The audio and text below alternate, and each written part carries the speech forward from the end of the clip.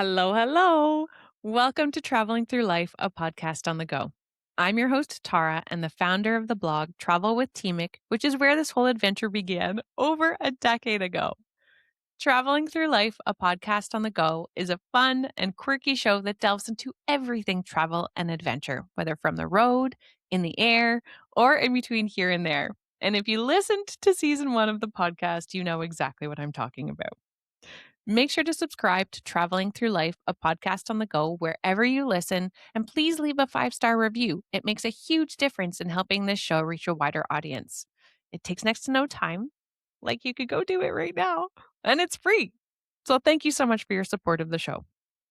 In season 2, my guests and I cover a wide range of travel topics, and it's my hope that you'll hear one or a few episodes that personally resonate with you, and that others will pique your interest to make you go, oh, that's super cool. I think I want to try traveling that way. This week on Traveling Through Life, a podcast on the go, I chat with my friend Heather, who's from Nova Scotia, Canada. When I tell you that Heather is one of the funniest people I know, I was literally rolling with laughter this whole conversation, and I'm pretty sure that you're going to be too as you listen. She also has some of the wildest travel stories that I've ever heard, and it feels like every time that we talk, she has a new one to add to the mix.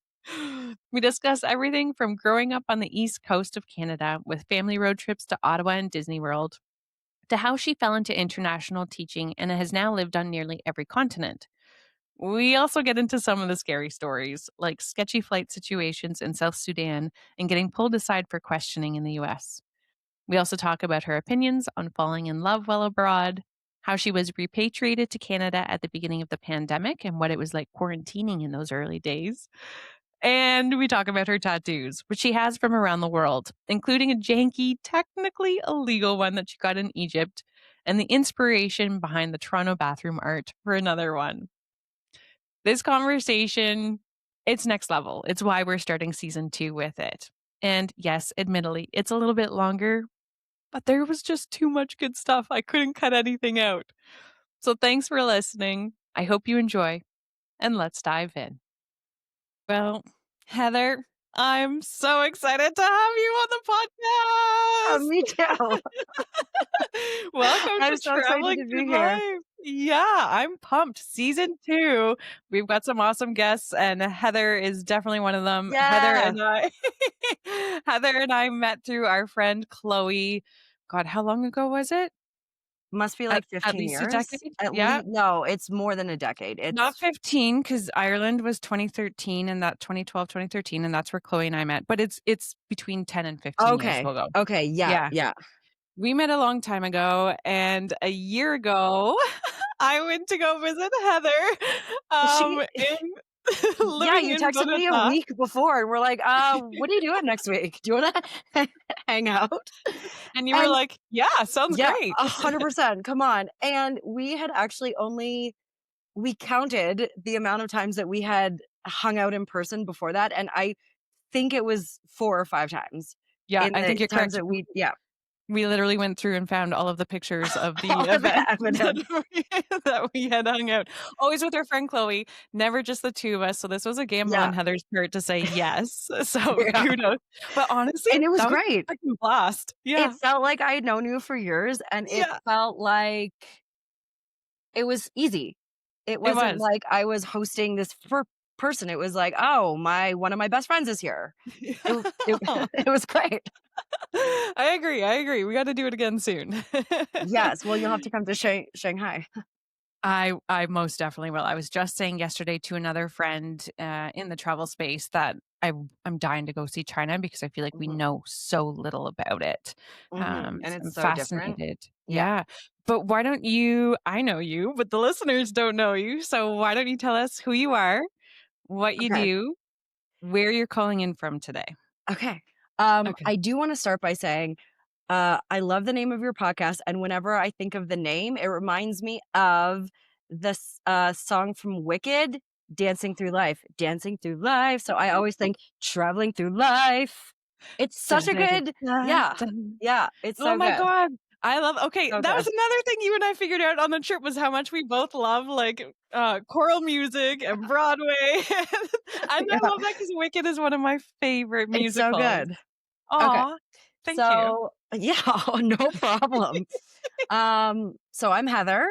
I am an international teacher. I've been living abroad in different countries, teaching for about 10 years, but I also lived in Australia. I did my master's in Australia. I worked as a bartender at Leeds United Football Stadium for a year in England. I taught English in Korea. So I've lived in all the continents except for Antarctica. That is my last one. But unless I'm a scientist, I won't be able to live there. Please do. Please just change your career so that you can say that. You're never too old. I Um, agree. so I right now am teaching in Bogota, Colombia. I've been here for 6 years. I love it. I love it here. And before that, I was teaching in Kuwait and Egypt before that. And then next year I am moving to Shanghai. So it's very bittersweet. I feel like I've put down some roots here. I've created a great family, um, all my friends, and I'm very excited for a new chapter, but I'm very sad to leave at the same time, which is normal. Definitely, and I met your family, your chosen family, your friends there, and they were Yeah, lovely, so I can see how that's gonna be hard to say see you later to, I but know. I'm sure But you the guys good will thing cross is paths one of my again. good friends here is also moving to Shanghai. Oh, So no way! yes. So she's going to a different school, but it's in the same area of the city.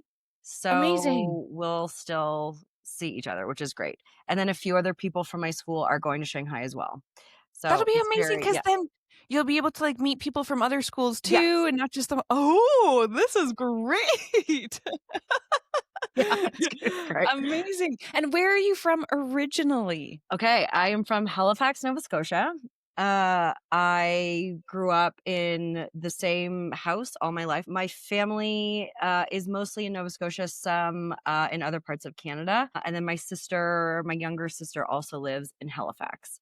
So going from, I think that's probably what led me to travel was because I lived in the same place all my life. And it was a really great place to grow up, but it was always the same. And I've been sort of craving the new and unexplored parts of the world.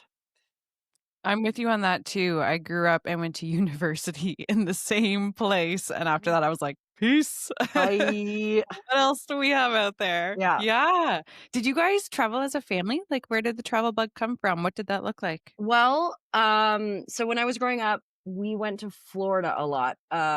We went to Disney World. My grandparents had a timeshare there, so for March break, we would go there.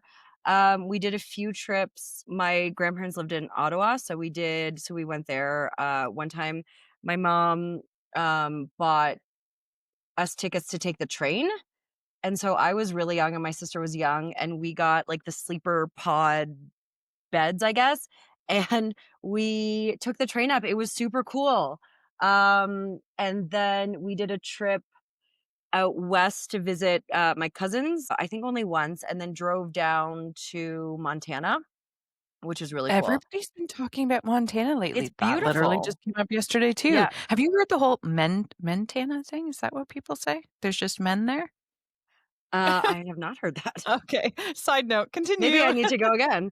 Yeah. Uh, and then as a kid, we did a road trip on Route 66 from Arizona to California. So that was really interesting. And then my grandma, she used to travel a lot. She's from England and she had a job that she would travel for in the late 40s, I guess.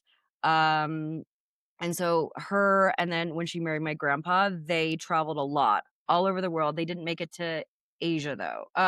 They didn't make it to Africa. I can't remember. No, they didn't make it. I don't know where they didn't make it to. They made it to most of the world. And so they traveled a lot.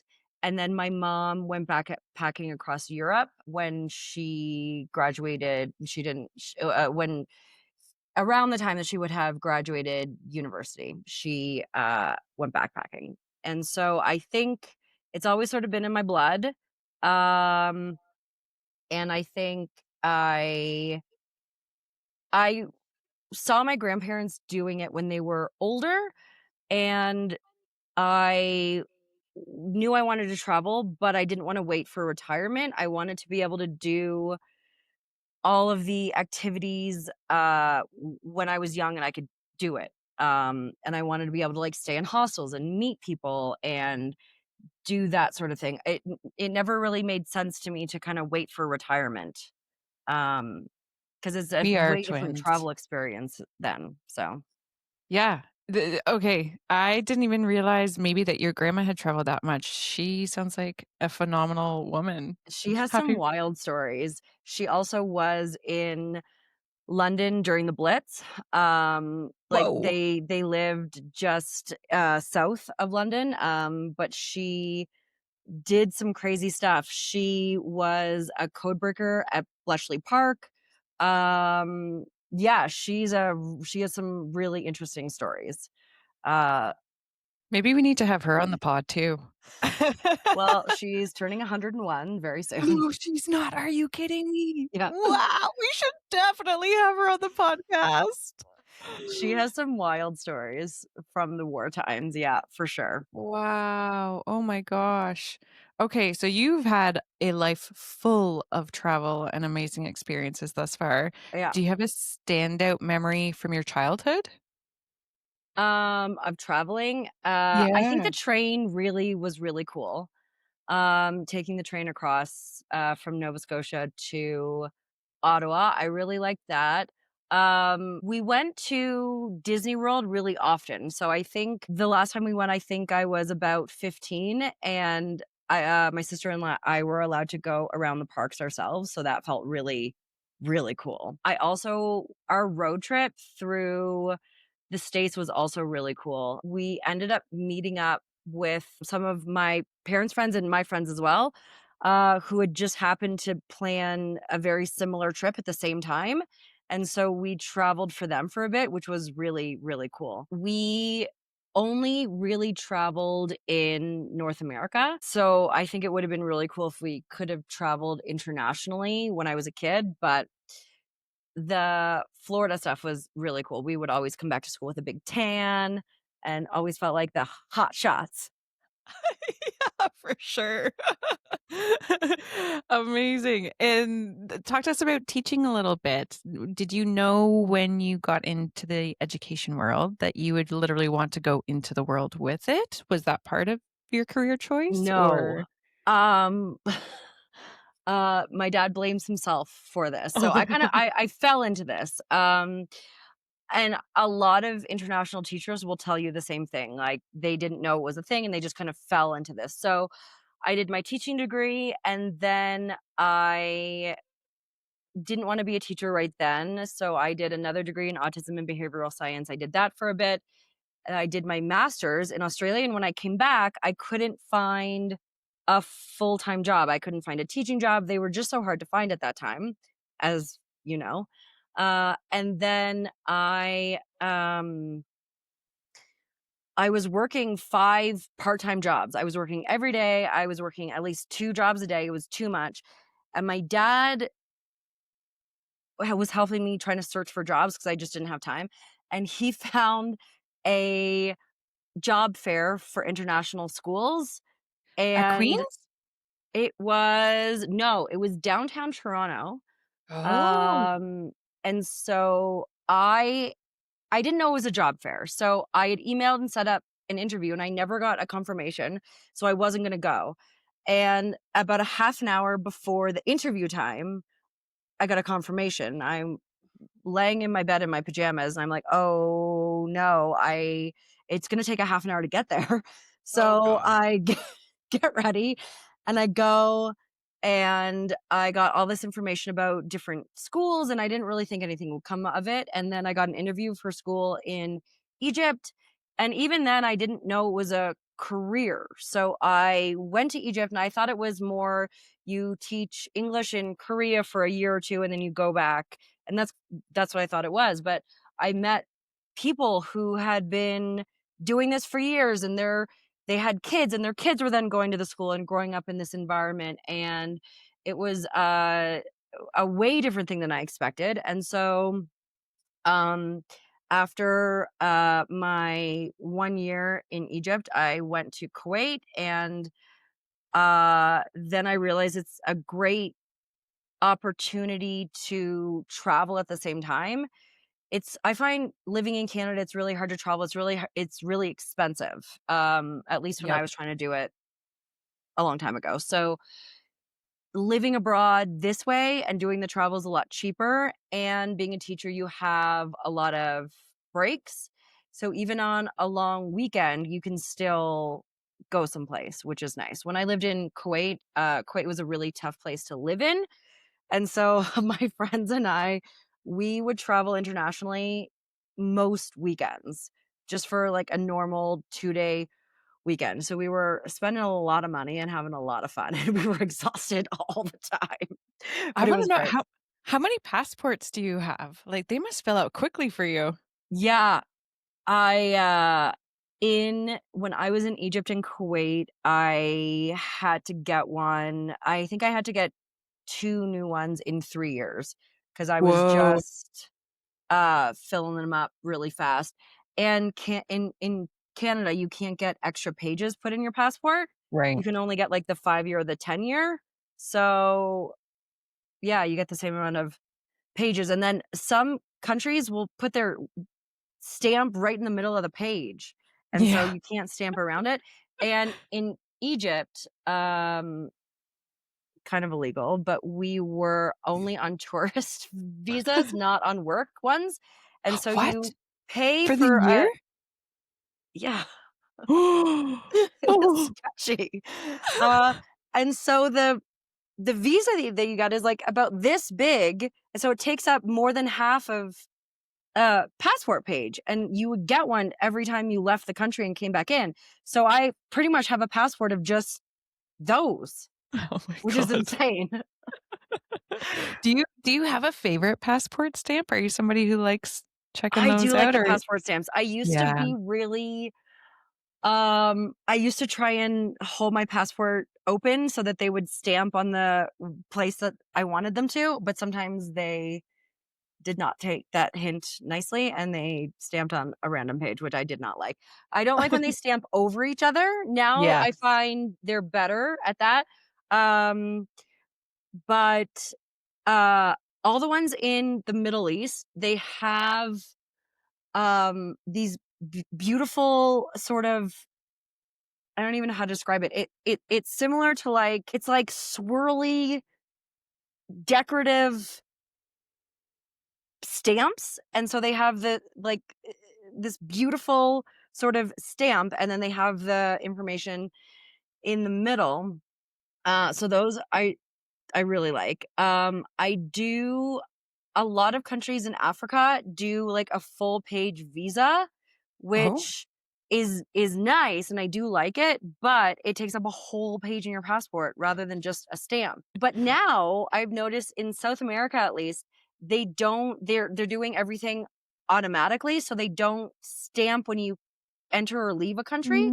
And so I'm so No. sad. So I just went Oh, to Peru a few weeks ago, and there's no stamp saying that I entered or left the country, I which I hate find that. is super weird. I when, Yeah, I'm super sad. I hear you on that. When I went to Australia for the first time, went through customs, yada yada, and was just about to like leave that area. And I was like, wait, I didn't get a stamp. And I turned to Yeah. my ex who I was traveling with, and I was like, did you get a stamp? And he's like, no, it's probably electronic. And so I went over to one of the security, and I was like, excuse me, I didn't get a Can I have stamp. a Where can I stamp, get a stamp? Yeah. And they were like, please? oh, we don't really do that, but if you want to go back through, you can ask. So I literally made my ex wait, went back through security, stood in line, went back through, and I was like, can I please have a stamp? And I got it. That's good. Were they weird about you going back and they're like, you were just here? Yeah, they were a little confused, but I was like, this is the This best is important. souvenir. This is Yeah, why I well, yeah. one of I love to have all the my whole Yeah. passport's full of stamps. I don't know about you, but did you have the Carmen Sandiego computer game growing up? I'm gonna be real with you. I Uh, did, but did you? it wouldn't work. It Yeah, wouldn't it wasn't good. load correctly or something, and so it couldn't actually play it. So every time I would try to play it, you would put the floppy disk in, and it Yeah. just wouldn't there was, like, the homepage, and then it wouldn't let you do anything. Yeah, it was a little janky, Yeah, but I think that's very, why I like passport stamps so much is because of that game. because of that. That makes sense. It's nice to collect them. It's a great souvenir, Mhm. and it's, something you can keep forever. Actually, Yeah. a girl I met traveling years ago, she is from Canada, actually. Uh, she had a tattoo of her passport stamp. So it wasn't exact, but she had brought her passport and was like, "This is the sort of thing that I want." And so it didn't have the exact ones that she had in her passport, but it was the essence of it, and it was so cool, and she was like, "But you have to promise me that you will not do this." And I've been very tempted, but I have I not. forget, do you I have tattoos? You do. I You have do. several. I have 5, yeah. Yeah. I got one in Egypt. Actually, in Egypt, it's illegal to get them because 'cause you're harming God's gift, which is Okay. your body. So I got it done, and, it was not done well. Actually, the guy who did it, he was a guest artist, and I guess they canceled it's not an internship, it's I don't know what it's called, but they canceled it because apparently it wasn't great. Oh, no. So I had to go back to the same company to get it done again, and then I had to get it done a third third time in Canada. And actually, this place in Egypt was like, they wouldn't give you the address. They would say, "Okay, meet me on a corner here," because it was illegal, so they didn't want, like, the cops to find them, and Got it. so my friend and I went, and we met them on a street corner, and then they brought us back to their studio. That was a bit of a Amazing. wild time. What did you get for that tattoo? I got this, like, follow your heart. So the lettering and the heart part, not the colors, is, graffiti from, the bathroom of a bar in Toronto that I used to love. And so I Which took one? it was called Parks and Rec, I think. Like It the was show? no, the same name, yes, but not this was before the show. Okay. Um, it was Queen West and Roncy, I think, and, it was it Parks and Rec? No, there were 2 bars with a similar name, it was something and something, I can't remember, and, so my friend and I used to go there often, and I took a picture of the graffiti and he printed it off and then made a stencil. And then the colors, I told him I wanted an explosion of color, and that's exactly what he did. I love this. That might be the best tattoo story I've heard. For real, for real. Oh, man. Amazing. There's a million offshoots of that. I know. Do I you get know. do you get a tattoo in each place that you've lived? No. Um, no, um no, most of them are from Canada, and then I got one in Australia. I got my friend and I got the same Mm. one, so it's well, what I like to say is, "What do you think it is?" And then I get guesses. So, it's the sun, surf, and sand, but Right. when when I got it and I went home to my housemate and she said, "Why did you get a hamburger?" I And knew that was coming. yeah, and so now I get people to guess what they think it is, and I have had some great things. So they think it's could be a fireplace, it could be a phone with the cord on a table, it could be a phone on the wall, it can be a fishbowl, it can be a hamburger. What are some other things I've gotten? I've gotten some great things and I'm like, yeah, it definitely looks exactly like that. So my friend and I got the same one. She got it in a different place. Um and then I'm gonna get one of a hummingbird. Colombia is known for hummingbirds, so I'm gonna get Yeah, one of those before I leave here, that's so in a special. few weeks. Yeah. Yeah. Very cool. So I'm You'll have very to send us a picture. when it's Yes, I done. will. I don't know where it's gonna be yet, but yes, I definitely will. Very I'm very excited. cool. Yeah. Oh, man. So is getting tattoos one of your, like, travel well, I know you said you've gotten a bunch in Canada, but would you say you have travel traditions maybe if that's not quite it? Or is there Um, anything or before you move somewhere since you do a lot of living in other places? I don't do any research for the places that I live. I've done my You and me sister both. yeah, my sister is always like, "How did you not know this?" And I'm like, "I don't why? I'm gonna move there, so why do I need to look up information before I go?" I've actually done a lot of research for Shanghai, though. But when I traveled Africa, I started a collection of animal figurines. So a Mm. lot of them, the first one I got was in Egypt, and it's a camel. And then so I've gotten animals that sort of represent the country. And then I moved on to fridge magnets. So I get a lot of those. And now in South America, the textiles here are just gorgeous. So I've gotten a lot of blankets, I've gotten a lot of tablecloths, I got one carpet from Peru. Um I really sort of collect those textile things. My friend Natalie, she has so many from each place, and her apartment is colorful and mismatched with all this art and the textiles, and I that is what I want my apartment to be. And actually I do That collect is art what your apartment is. It as is like well.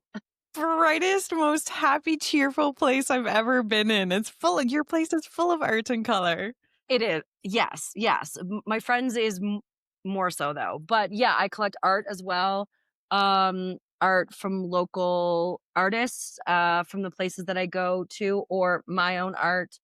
Or my friend is also an artist, so she's made me one really nice thing that I'm gonna take with me. And then a lot of my stuff Amazing. is Colombian art, or my friends are photographers, so they'll take pictures and then put them on a card for birthdays and stuff. So I've saved those as well. So I have a Oh, lot of really beautiful. cool art that I'm gonna take. Awesome.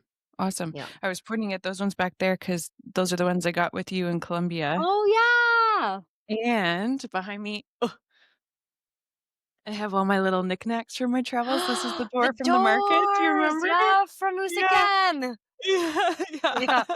Those are beautiful. I have a lot of friends They that are. collect those, yeah. Yeah. They're Yeah. super nice. Very cool. Nice.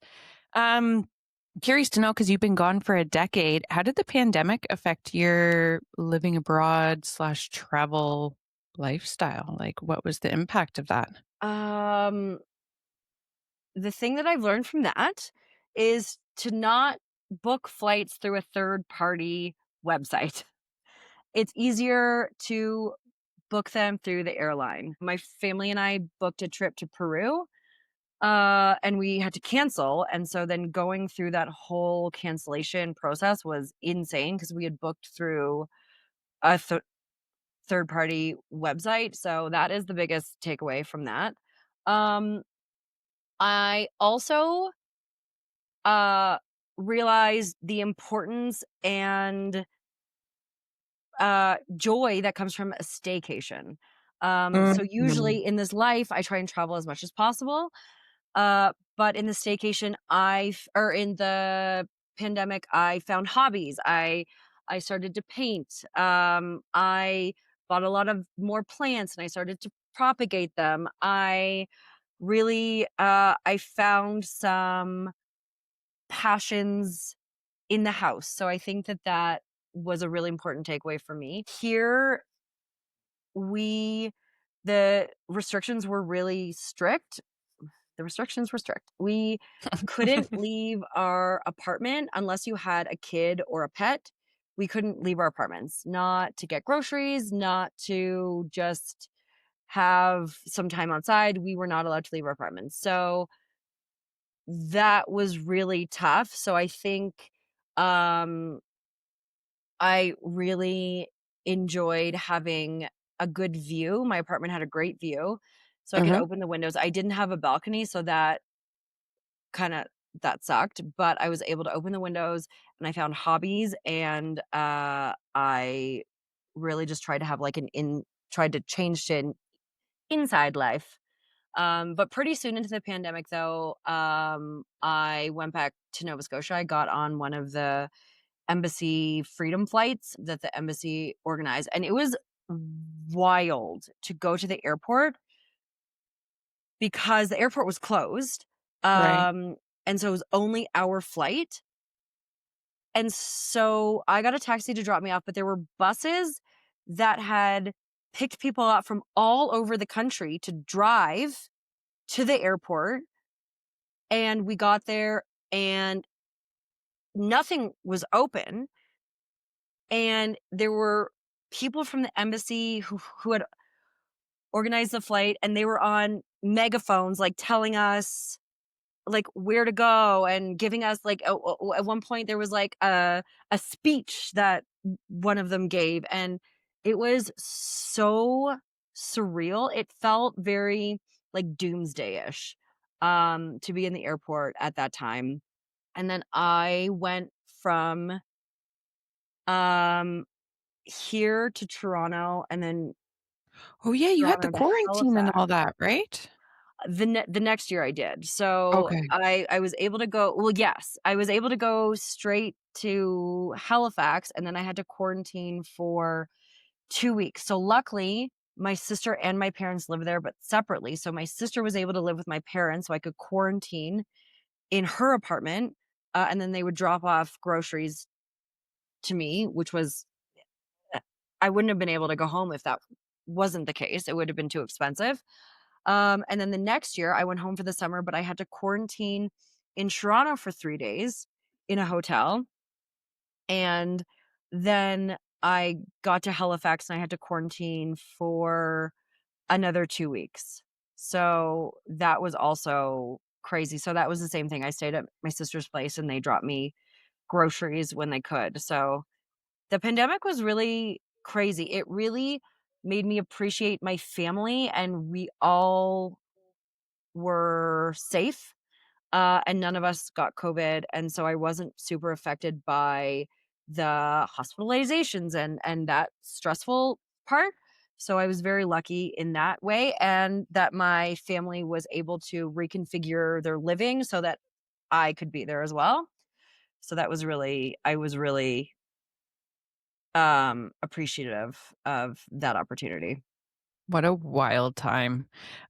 Insane. What would you do during quarantine? How did you keep yourself occupied in the hotel or in your Um, sister's place? when I was in the hotel, I took a lot of naps.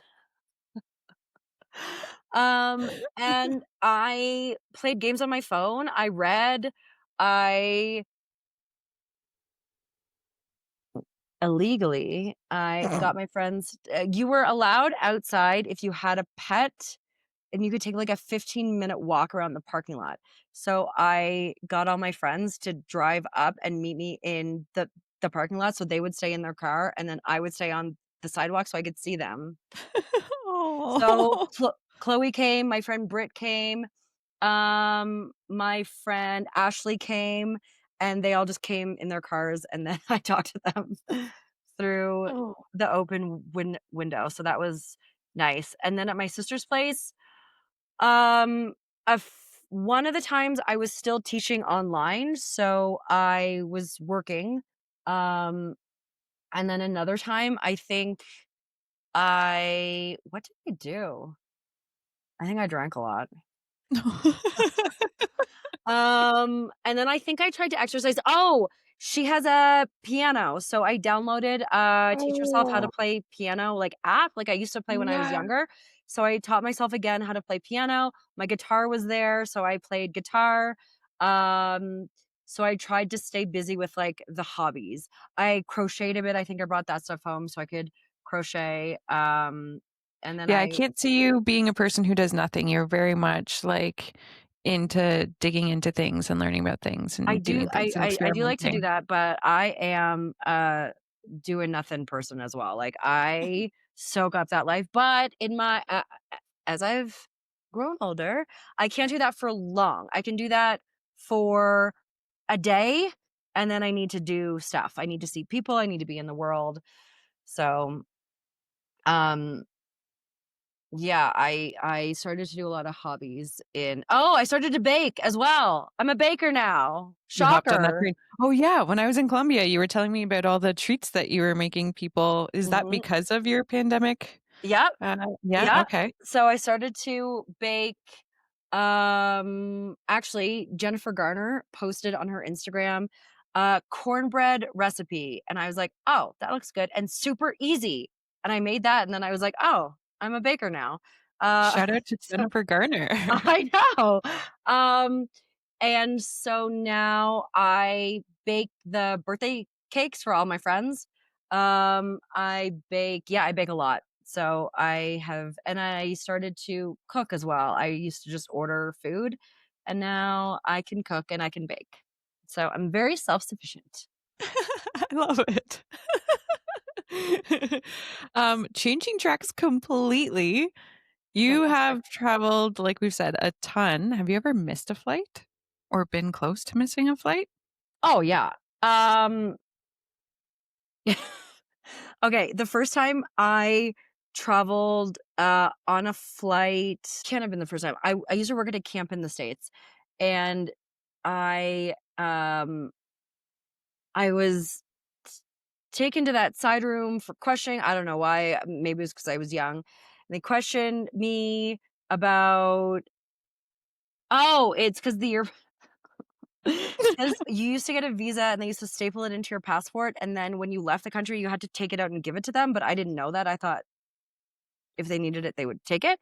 So I went Right. in the next year and I still had this, and they thought that I'd been in the country the whole time. So they questioned me, blah, blah, blah. So I missed my next flight. And that was the first time I had ever been like in an airport by myself. My friends got on the flight. And Oh, no. then I I don't even think I knew how to read a boarding pass because I'd always been with somebody who knew. And so I asked this like stranger, I was like, where's my gate? Like, how do I know? And Oh. so I had missed my flight then, and I had to wait for the next one, and I was panicking. Um, but my friends, thankfully, they waited for me in the airport so they were there when I got there. And so that was my first experience with that.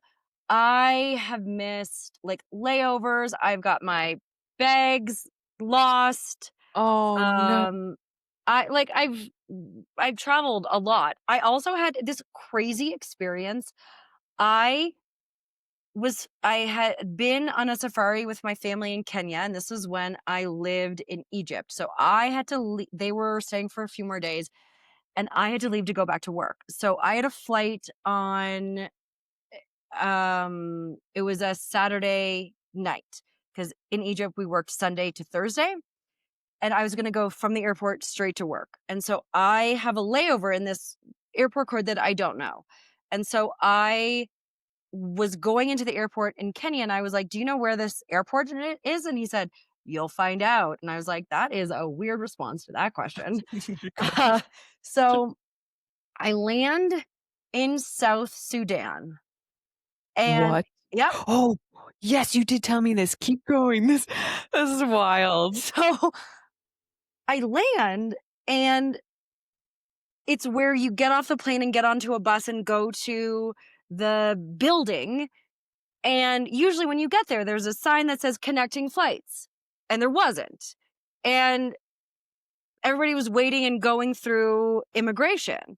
And I was like, but I'm not going to do that because then I would be like out of the airport.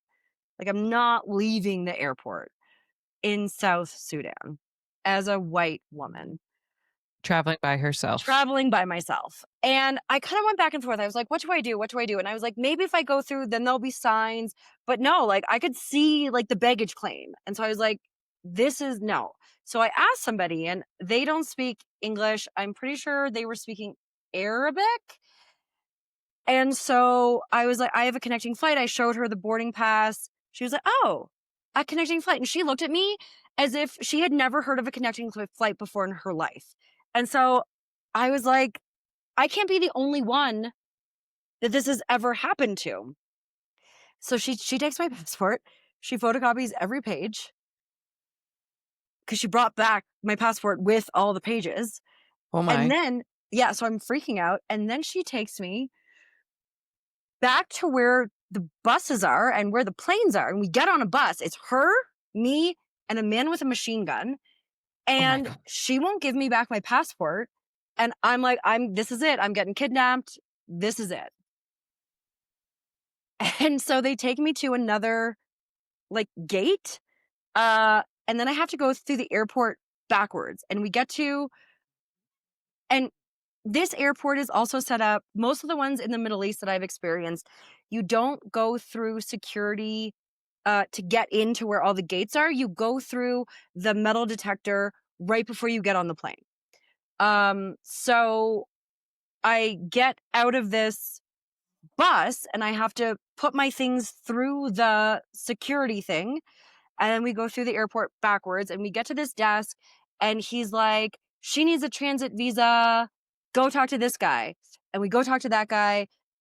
And he's like, she doesn't need a visa. Go back here. And we did that a few times. And so then it turns out we were fine with it and I didn't get one. And so I had to go all the way back to the front of the airport to check in again. And so I think what happened to begin with is I needed to leave and buy a tourist visa to then go back into the airport.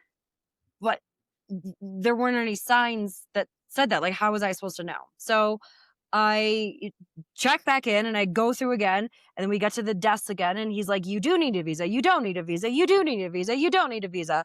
Don't need a visa. So then I get back to the boarding gate and I board just in time, just like I made it just in time. And I had like 3 hours of a layover. So this whole process took 3 hours and I'm freaking out because if I miss this flight, I have to call in sick for work, but there's no Wi-Fi at this airport and I don't have data. So I don't know what I'm going to do. So then I get on the flight and I was able to go straight to work and I had a change of clothes at work. So that was wild. But it wasn't the only time I thought I was getting kidnapped. I was remember I told you? Okay, so I was in Egypt and my friend and it was when we first got there. Yes, yes, yes. Tell this story. This is wild too. So, my friend was the best traveler that I knew. I had never traveled this way before. She was the type of traveler to kind of book a flight and not have a place to stay or have a place to stay for the first night and then figure it out. She was great at that. And I had never traveled like that before. So we had booked a flight. We had a week off. We had booked a flight to go scuba diving in Egypt as well. And she had booked the flights and somehow our flights were like booked but not confirmed or something. And so we weren't on the flight. And this was a holiday week for everybody in the country. So there were no flights for another like 3 days. So we were going to miss our course. So we decided to take a taxi to the bus station. And she has done all this stuff before. I've never done any of this bus stuff. We get to the bus stop, but it was the type of bus that doesn't leave until it's full. And so we were like, well, it's already like 7 p.m. We don't really know. Like, we don't know. So we asked the taxi if he would drive us. And he said yes. So we're like, great. It will take just as much cash as we have in our wallets. We'll just have to find a bank machine when we get there. Amazing. So he starts to drive and we've been driving for like 2 hours, I think.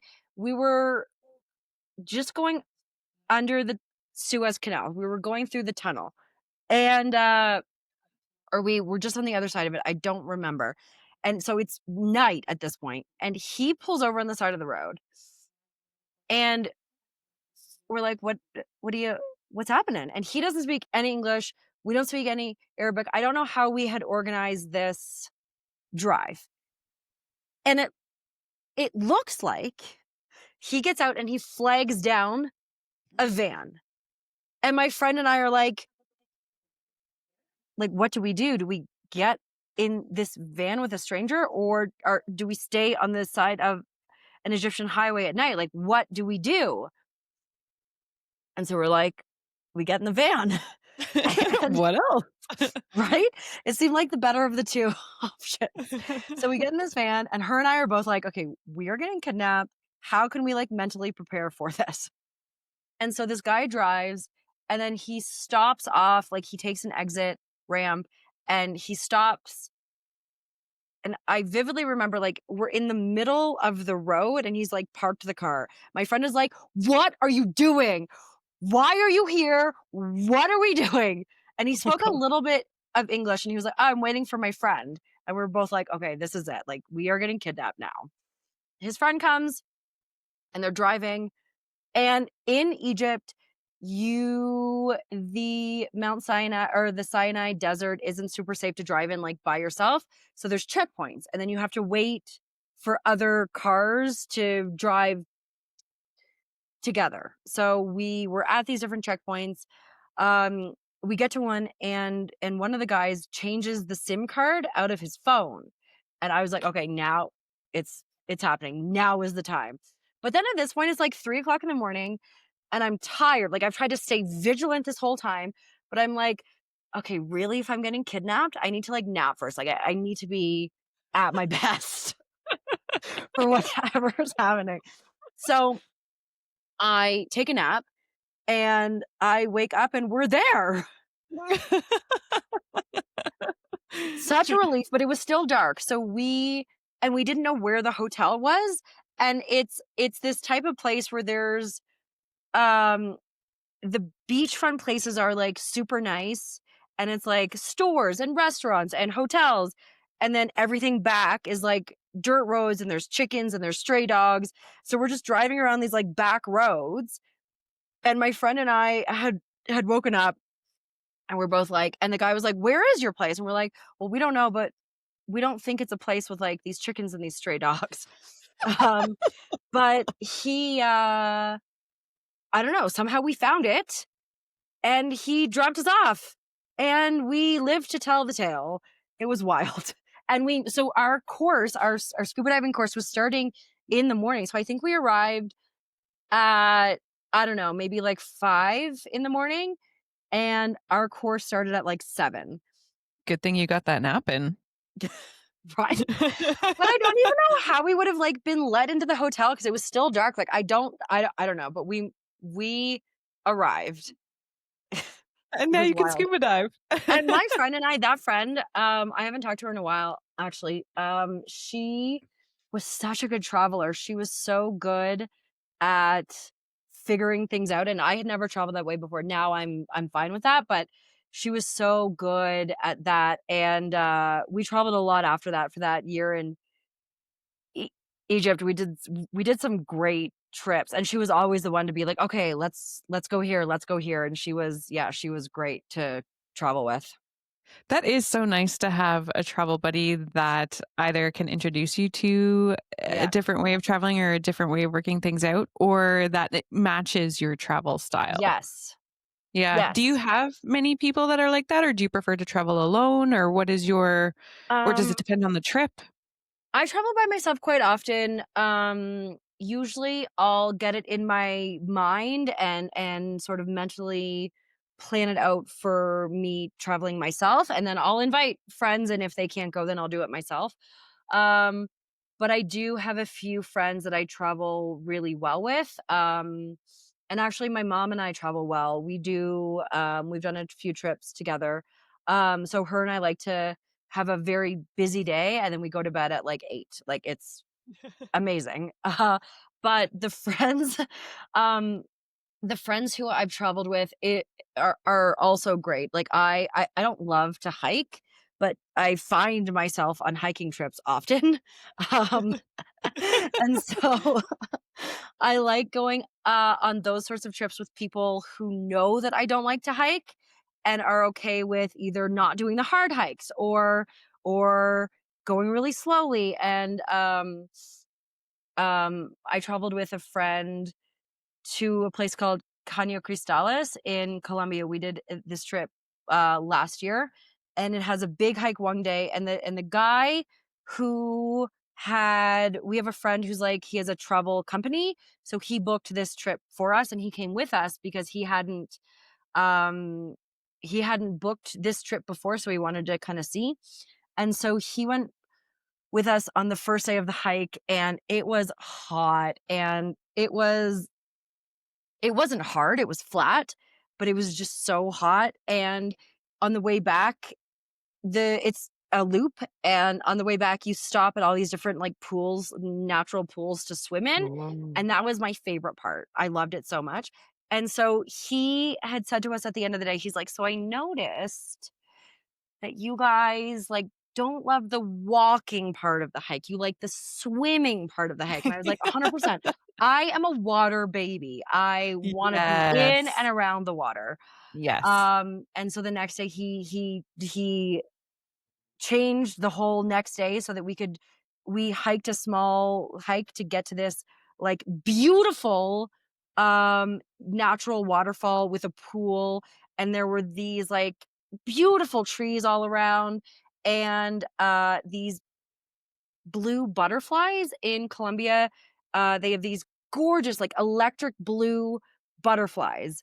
um and so they were there. Like, it was just a magical day. So it's also nice when you have a friend who can adapt to what you both wanna do as well and not, like, stick with a direct plan. Yeah, I think I choose travel partners because I'm friends with them and I know kinda how they are. Um, but I've also traveled when I was in Australia, I did this, like, road trip with this girl that I knew through friends, and we didn't really know each other, and we just didn't get along, and we had Oh, rented this, no. like, camper van type thing, and so we were just together All the all time the time in a tiny space. for 3 weeks. For 3 weeks? Yeah, Oh we did the road god. trip for 3 weeks, so that was really, really challenging. It was ultimately a great trip, but we didn't know each other super well before, and I don't think we were good travel companions. That Yeah, can go either way, eh? Like, I've traveled with friends who I was good friends with, who I will never travel with again. And I've also had positive experiences with friends mhm, that I know well. And then I've had the opposite where I've traveled with complete strangers and it's been a and it's freaking been great. blast. Oh, yeah, for sure. Like, yeah, it's interesting how that works out. Another thing that you and I have in common is traveling with our moms. I love Oh, traveling with my mom. We've done it a ton. Yeah. and my mom and I only really started to do it since I've lived in South America. So last year we went Okay. to the Galapagos, and then this year we went Yes. to Peru. So it's, yeah, we have super similar, travel habits, I guess. Yeah, Yeah, yeah, that so helps. it's easy. Yeah. Have you ever fallen in love on a trip or while living abroad? I have fallen in lust.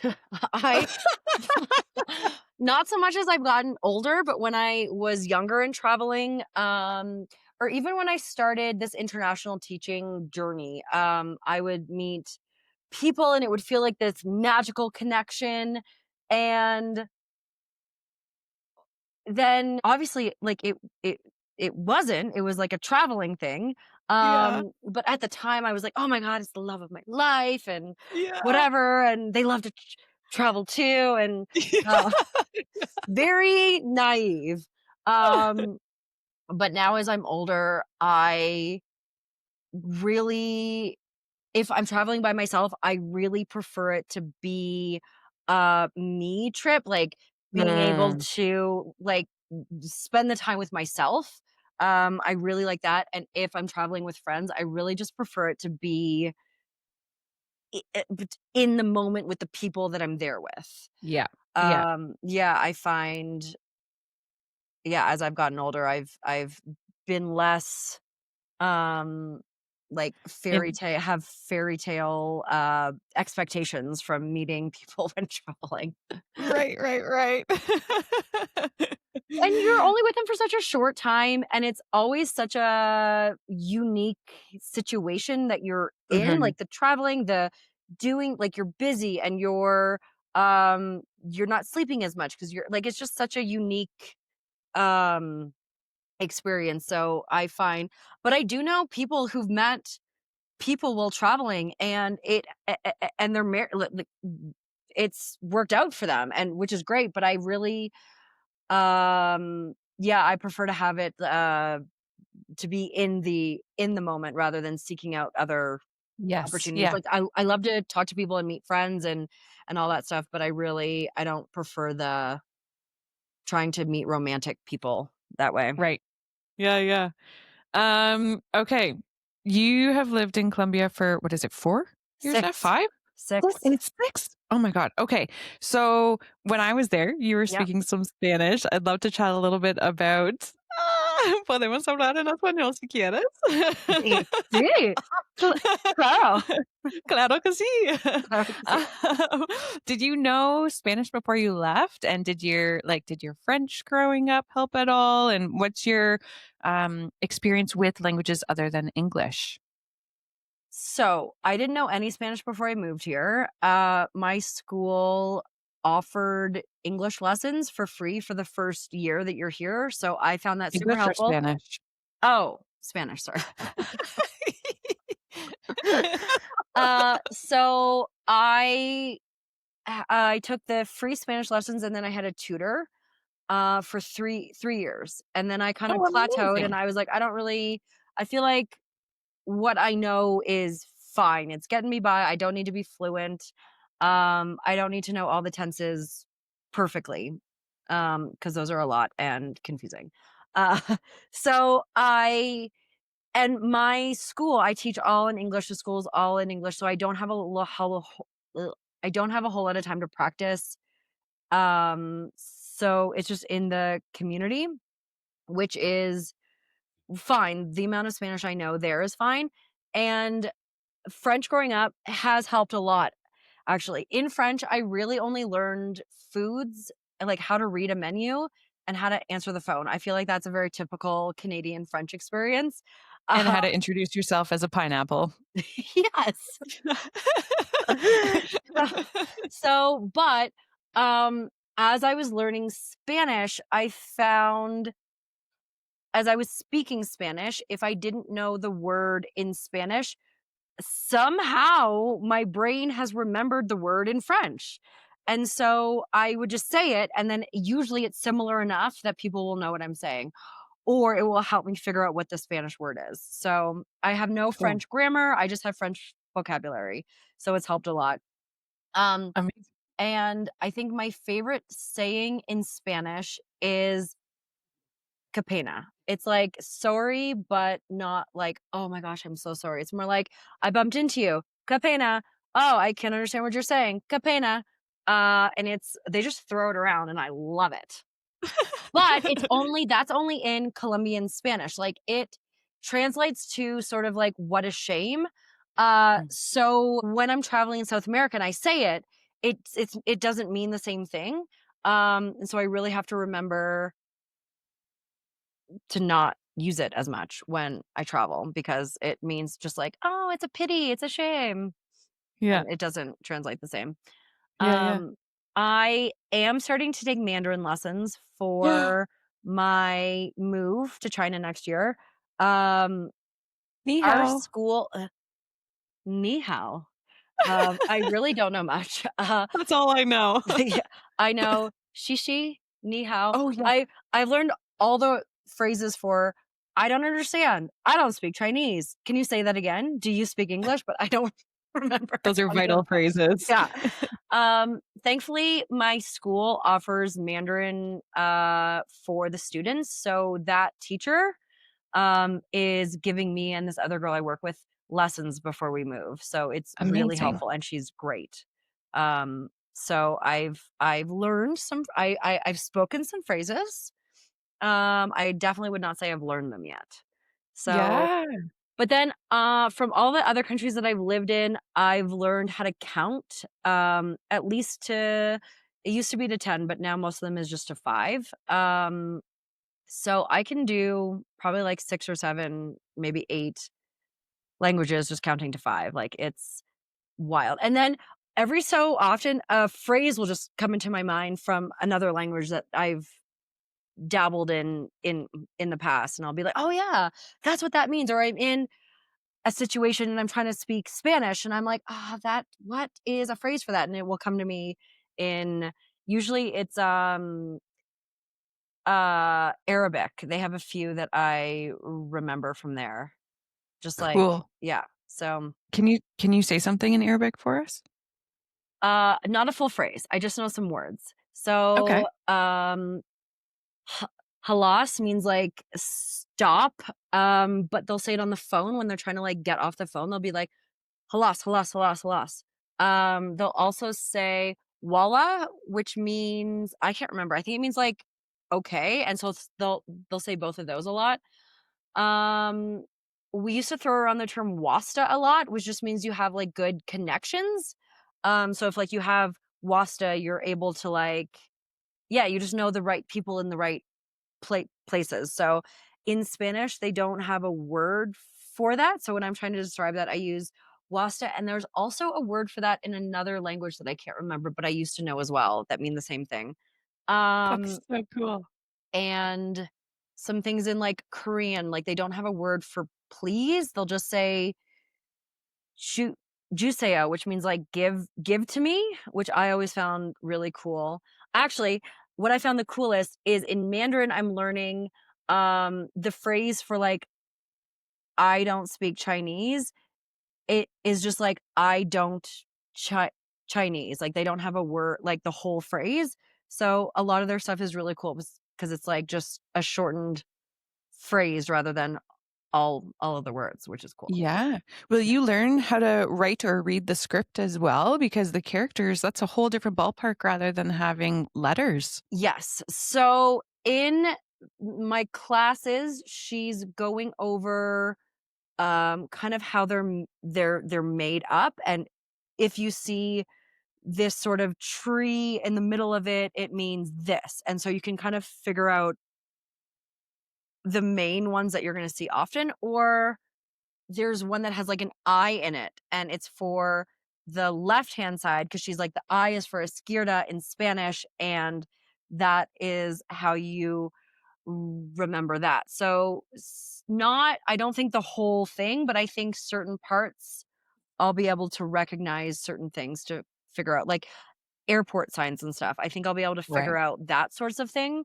those sorts of things. But apparently Shanghai is so multicultural that they'll have English anyways. So hopefully that is the case. Yeah. Do you have any funny or embarrassing stories around language? I can see your face. That's a definite yes. So I like to tell my students that I'm fluent. And so in my first year, uh, learning Spanish and working here, I was trying to be fancy and I was trying to say my email address in Spanish to my kids. Um, but I said like Gmail punta com instead of punto com. Punto Uh-oh. means like dot. Punta means bitch. And so I Putin, yeah. just said this and all my students were like, "Ugh." And I had to like force them to tell me what they said so that I wouldn't say it again. And they're like, "Promise we won't get in trouble?" And I was like, "Yeah, like I need to know." And they told me and I was like, "Oh my god, you guys, I'm so sorry." And then and and then I went to the Shakira concert here in February. So the next day I was singing one of these songs. I was singing one of her songs completely wrong.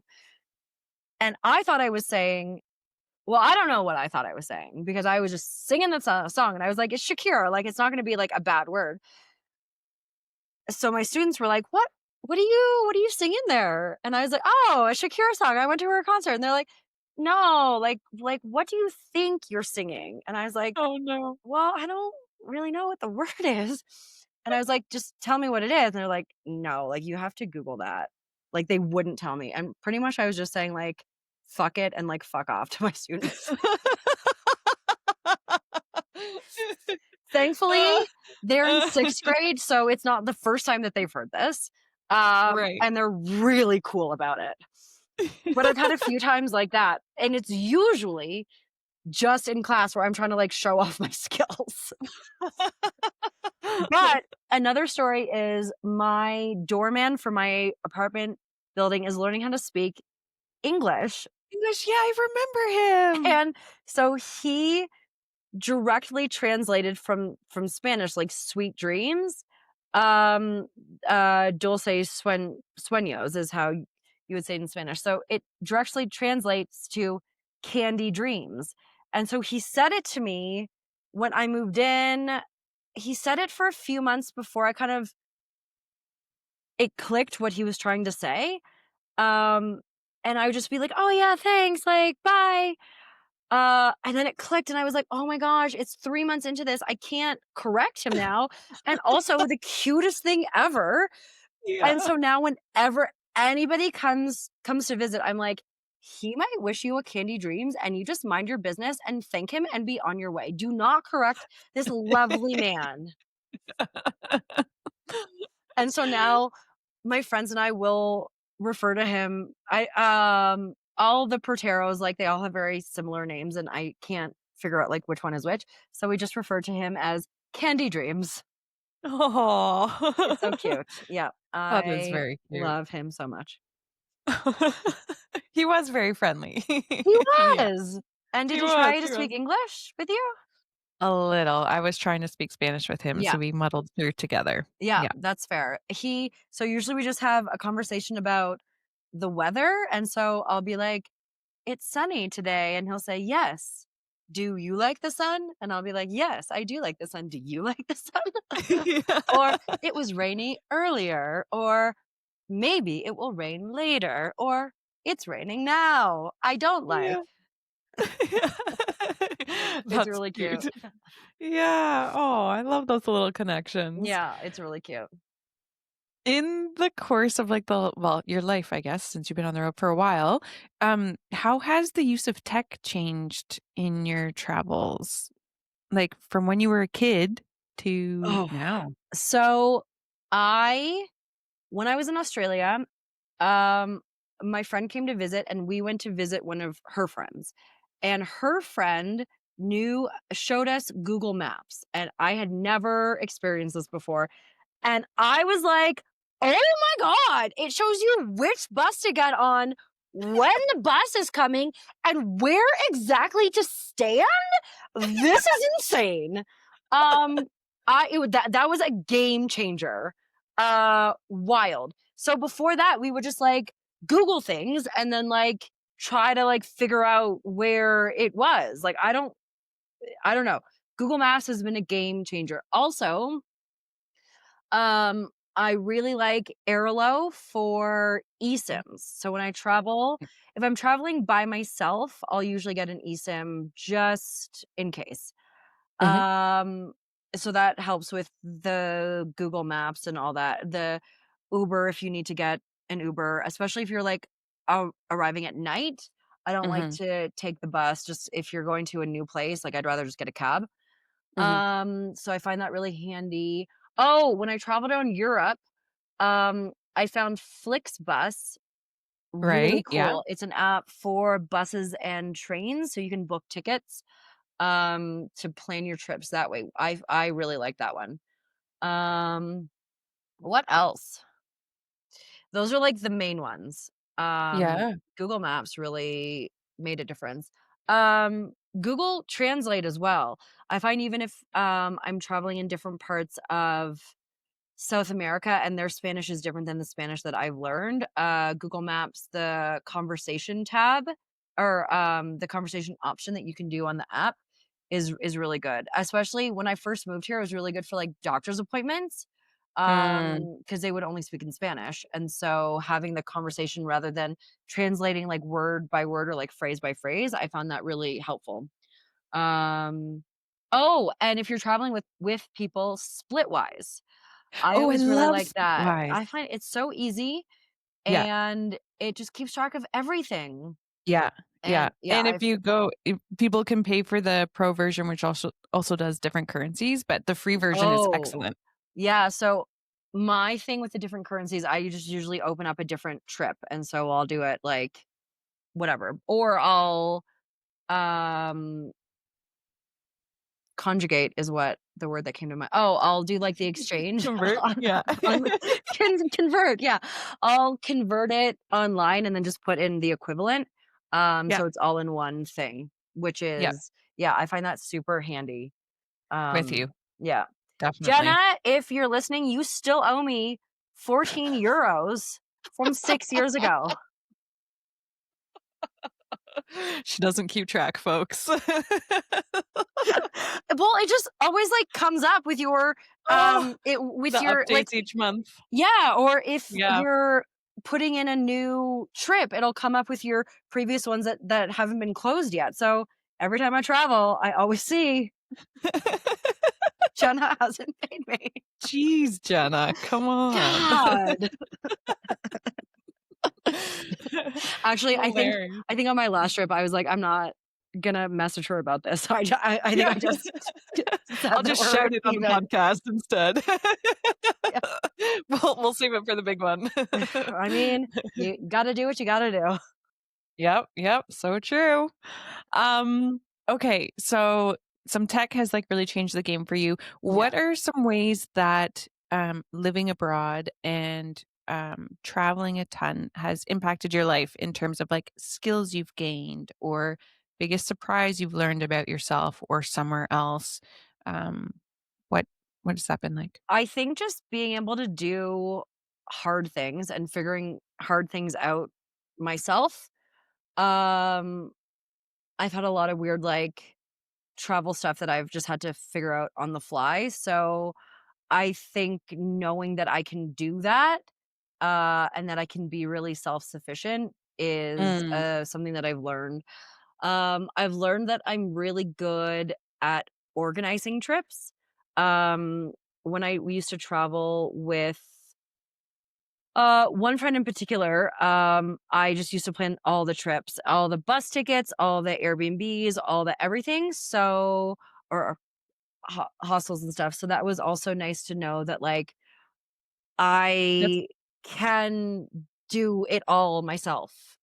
yeah, that's Um, that teacher planner in you. exactly, exactly. Mhm, So mhm, I find, and it's really helped me. I find sometimes I have a bit of social anxiety when I get to a new place. I'm like, oh, now I have to, like, meet people and I have to talk to people and I have to go out and do stuff. And when I first started, I find traveling by yourself is a skill that you need to work on. When I first used to travel by myself, I used to be, like, too scared to, like, go out and do things unless I had, like, a booked tour or something. And so I find, um, I've gotten better at going out and exploring, going out to restaurants, not just staying at the hostel to eat what they have mm, there, and, talking to different people as well. I find, like, I'm usually great at that, but I find sometimes I find it really difficult to initiate a conversation, so I've really gotten better at that, and I think it's just a skill that you need to practice. I have a friend actually who is just sort of starting to travel by herself, and she's like, "But I don't really know, like, how to do it, and how do you do it? And you seem so good at it." And I'm just like, "I've done a lot of practice. You just have to practice yep, and do it, yep, and then you will definitely. get better." Yeah, that's such good advice. Yeah. Is there a type of travel that you haven't tried yet? Um, I haven't done, like, a cruise. I think, or, like, an all-inclusive. So many Mm, people from Canada, they do that for their 1 week that they have off, or 2 weeks, or whatever. I haven't done those types of things. I'd like to try it to see if I like it. But because I've done so many other types of travel, I think that a cruise would feel like the excursions on a cruise. Like, I feel like it would feel too small. mm, Um, but I think I'd like to try it just to see. I also like the idea of an all-inclusive, like, having everything there. It would be more of like a beach vacation. mhm, Um, so that might be nice, but I really I don't think I'd like it for a while. Actually, I went surfing last weekend with my friend, and we were talking about the longest sort of beach vacation that we've had, and I was like, "Oh, I love a beach vacation. I've done it so often." But then I was thinking, like, I think the longest actual beach vacation I've ever done was like 2 or 3 days because I get really antsy. Like, you kinda need to I Yeah. love just laying by the pool. I love laying by the beach, but I also like I have also found this out about myself that I like to do stuff as well. So, Yeah. I think being at an all-inclusive or on a cruise would just feel too much like the same thing each day. So, I'd like to try it. I also, I need to go I really want to go on an Antarctica, trip. My friend just did it for Christmas this year, and she just had the most amazing time. So, I'm really hoping to be able to fit that in the next, like, few years. That's the only continent I have left to do, and, Same. yeah, I think it would be such a cool experience. Well, you, me, and Chloe aren't making it to Europe together this year. Maybe we should tackle Yeah. Antarctica. Udit can take For care of the sure. kids. Yeah. Oh my god, 100%. Uh, yes, I Decision think made. yes, in the next few years, that will be happening for sure. Very cool. Yeah, I could see you doing that, definitely. Yeah. Given that you are um living in other countries and have traveled a ton, how much do you think about like your impact on these places or you being a visitor to them, and what does that mean to you, and does it factor into your travel prep or your travel experiences?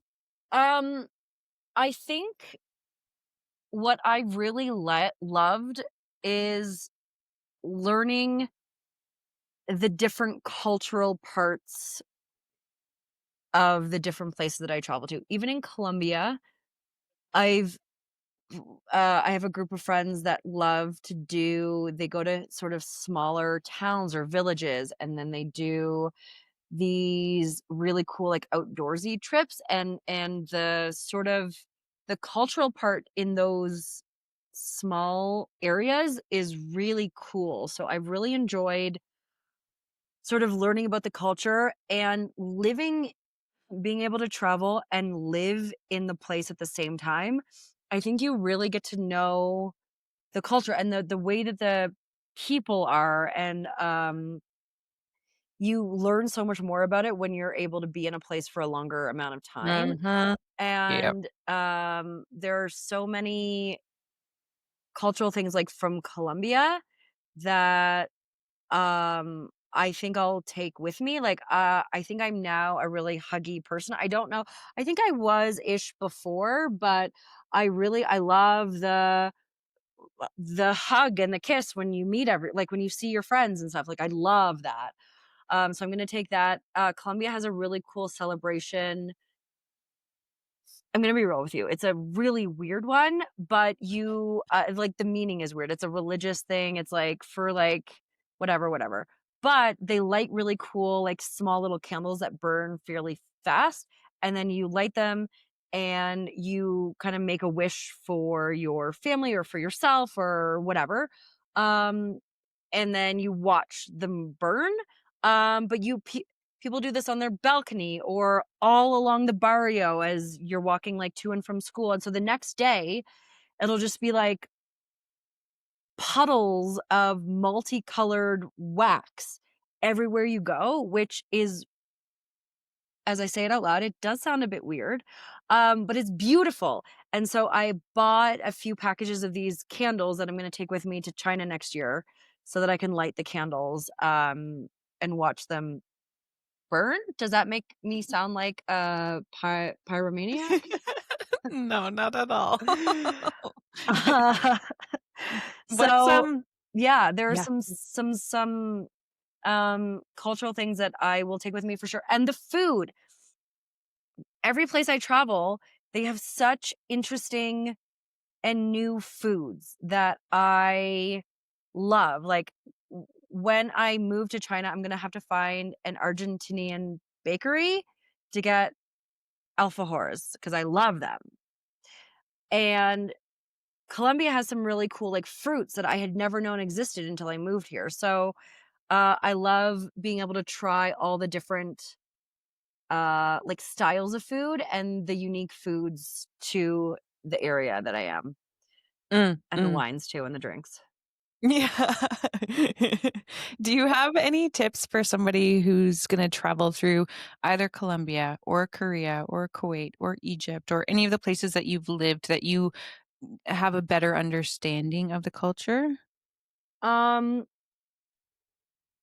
like, don't be afraid to interact with the people. The people in most places that I've traveled to, the people are great. The people are lovely and so nice and willing to help you. And really receptive to you trying to speak the language.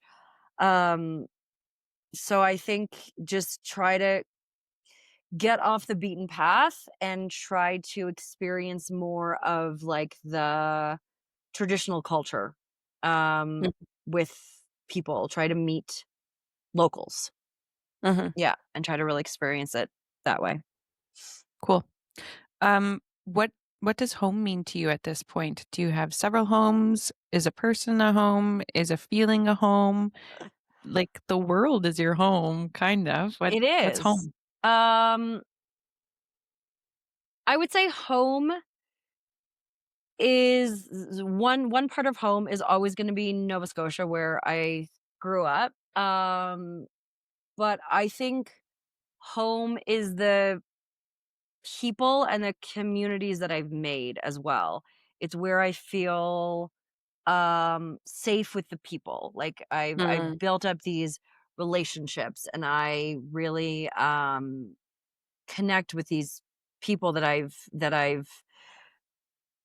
uh made into this family. So I really think that home is the feeling I get when I'm with the people that I've made my family. very cool. And how do you maintain or nurture relationships that are now spread all over the world? Because Oof. I can relate to this. A lot of my closest friends are in different Yeah, places, and it's not like we can call each other up on Friday at lunch and be like, "Let's go grab a drink afterwards," or "Let's go for a walk." Like, I know. how does that look for I you? find it really hard. I'm really not great at it.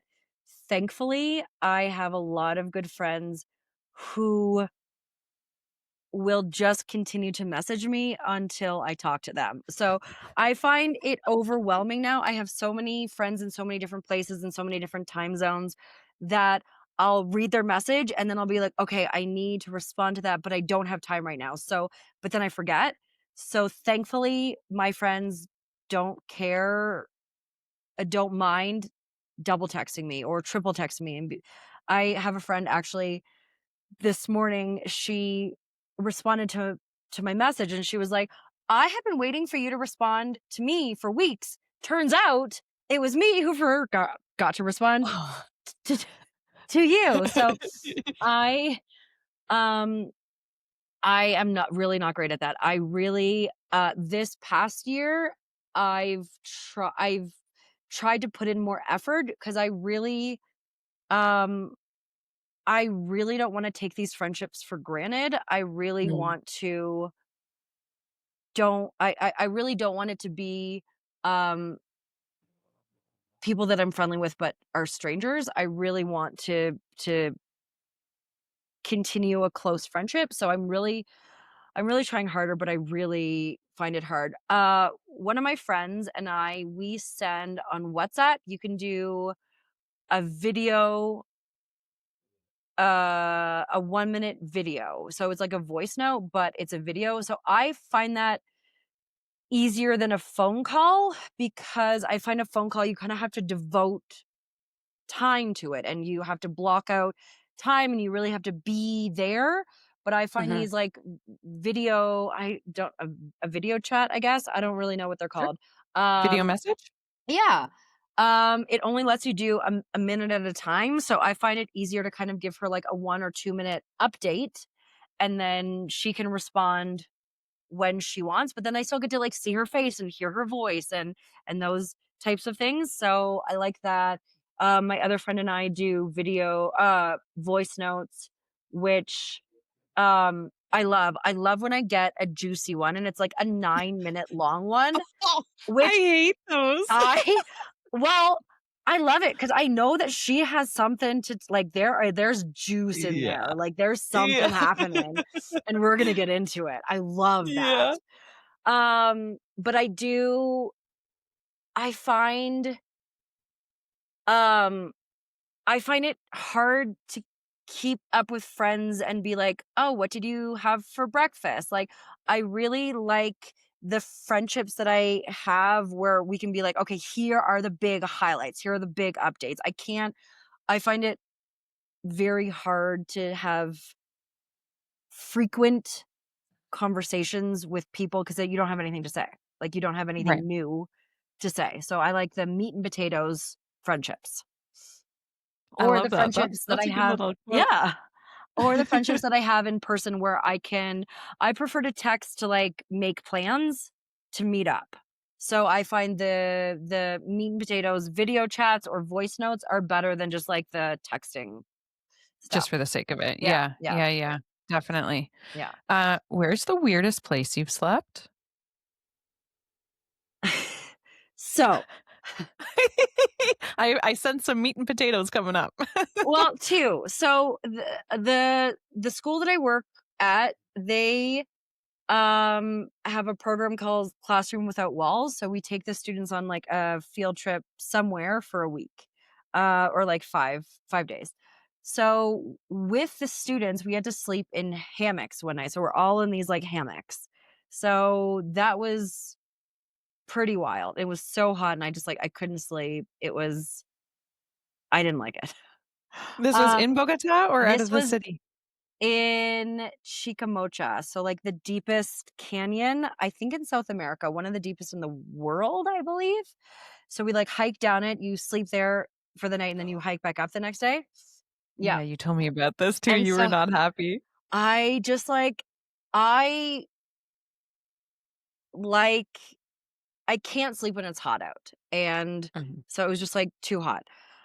Another weird place, so my family came to visit me a few years ago, and we did a trip to the Amazon River area, and one of the nights we stayed in a treehouse. So Ooh, you it wasn't quite a ladder that you climbed up, but it was like stairs, and then it was a two-story treehouse in a tree. So that was pretty crazy. There were beds and stuff, and mosquito nets, and there was, a shower. It kinda came out of, like, a hose, um, so, like, a very, like, rustic shower, uh, but I think that was probably the weirdest place that I've slept, a treehouse in the cool. In Amazon. the Amazon. Yeah, Yeah. it was cool. That paints a picture. Yeah. What are 2 or 3 items that you always travel with? Okay, so it really depends. I travel differently for city versus adventure. Mhm. But I always travel with packing cubes to keep my bag organized. I have found those a lifesaver. It's just everything is organized.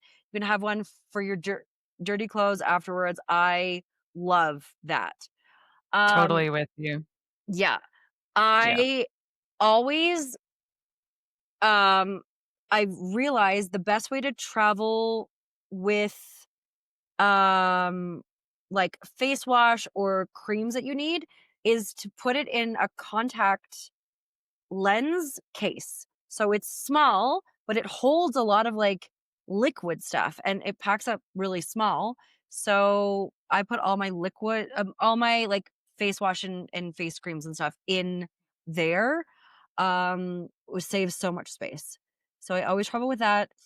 Um, oh, I have this really good sunscreen that I always travel with. It's a Neutrogena like gel sunscreen and it soaks Mhm. in super fast.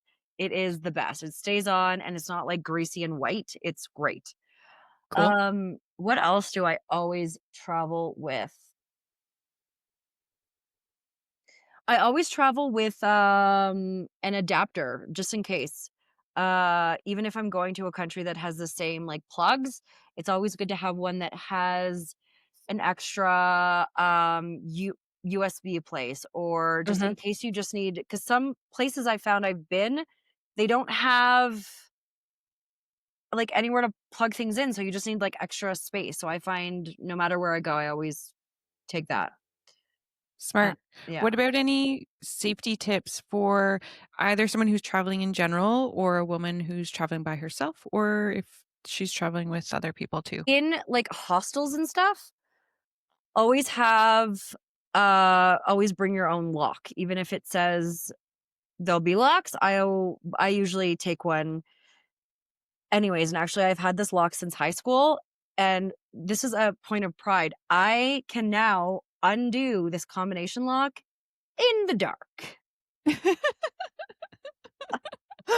I just know it so well, and I know where, I just, yeah, I can do it in the dark. I feel so great about that. Um, I think, what's a good safety tip? Always trust your gut. I feel like I've been in situations and I'm like, "Oh, no, this doesn't feel good. This isn't, no." Um, Always, if you're getting into a cab, especially at night, when you're going to pay them in cash, don't get scammed a lot in cabs. Like, hold the bill out to them and, like, point to the number on it and then give it to them so that you both know what you gave him. Because I've had it a lot where you take out the bills and you just give it to them, and then they have given me back another one and be like, "No, you didn't give me enough." And so that you have to end up paying them more because you're like, "Well, what else am I gonna do?" And then I second guess myself. I'm like, "Well, I'm sure I gave them this amount, but did I actually give them that amount?" So I find either having a car app where you can, like, book a car and it's paid on your card. I do like having a tracked car, like, just in case, Mhm. or, handing them the bill and making sure you're all on the same page about what the number is there. Um, I would say as well with your phone, have it in a bag that is, like, attached to you, that can't be, Mm. like, don't put it in a pocket, like, always kinda have it in a place where it can't be pickpocketed easily. Mhm. And even for your bags, like, if you're going on the subway, um, put your bag in front of you so that you're holding it. I've seen people get pickpocketed even from their fanny packs that they have on them, so even, like, just, like, kind of holding it to make sure that no one can open it, and just be, like, aware of your surroundings, like, especially at night. In the daytime, not so much, but in the night, always kind of know your destination and what route to go just so that you're Mm. safer. That's a good tip on the route Yeah. there. Yeah. W You've been in a lot of airports, so is there a best airport for a long layover? I really like the one in Doha. They have good restaurants, good wine, and they do have chairs without armrests, so you can lay down on Oh, a bench chair if you want. that is a plus, Yeah, definitely. I would ask you how you deal with the post-trip blues, but I feel like you always have another trip in I the always have works, another no? trip Yeah. planned. That is the best Yeah. thing. You always just have to have a new trip planned, and then you will never get sad. Yeah, it's true. Speaking of ends of things, we're coming to the end of our chat. There are 2 sections left. So I'm putting together a playlist, like, a playlist that people can listen to as they're doing their own road trips or on their own travels. Mhm. And, to make the playlist, I'm getting all my guests to contribute Such a a good song that idea. either, represents a trip that they were on or their travel style. So what's yours? Um, Mine would probably be Bon Jovi, "It's My Life." It's my life, it's now or never, and I ain't gonna live forever.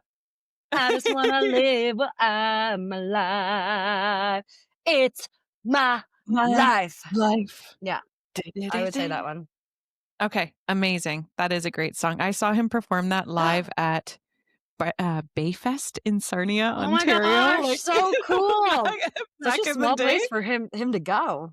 I know. They had a lot of good artists there, but anyhow, we'll definitely be adding that. Thank you.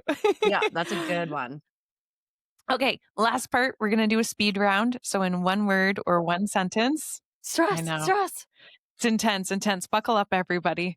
Okay, where was your last trip? Palomino, Colombia. I went surfing last weekend.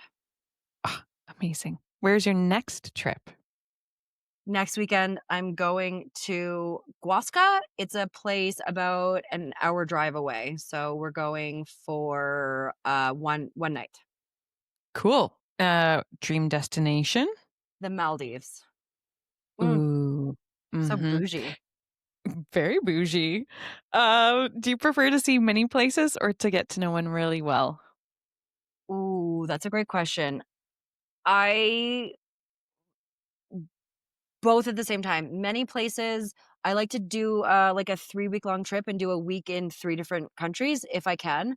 But I do like to live in the places and spend a lot of time.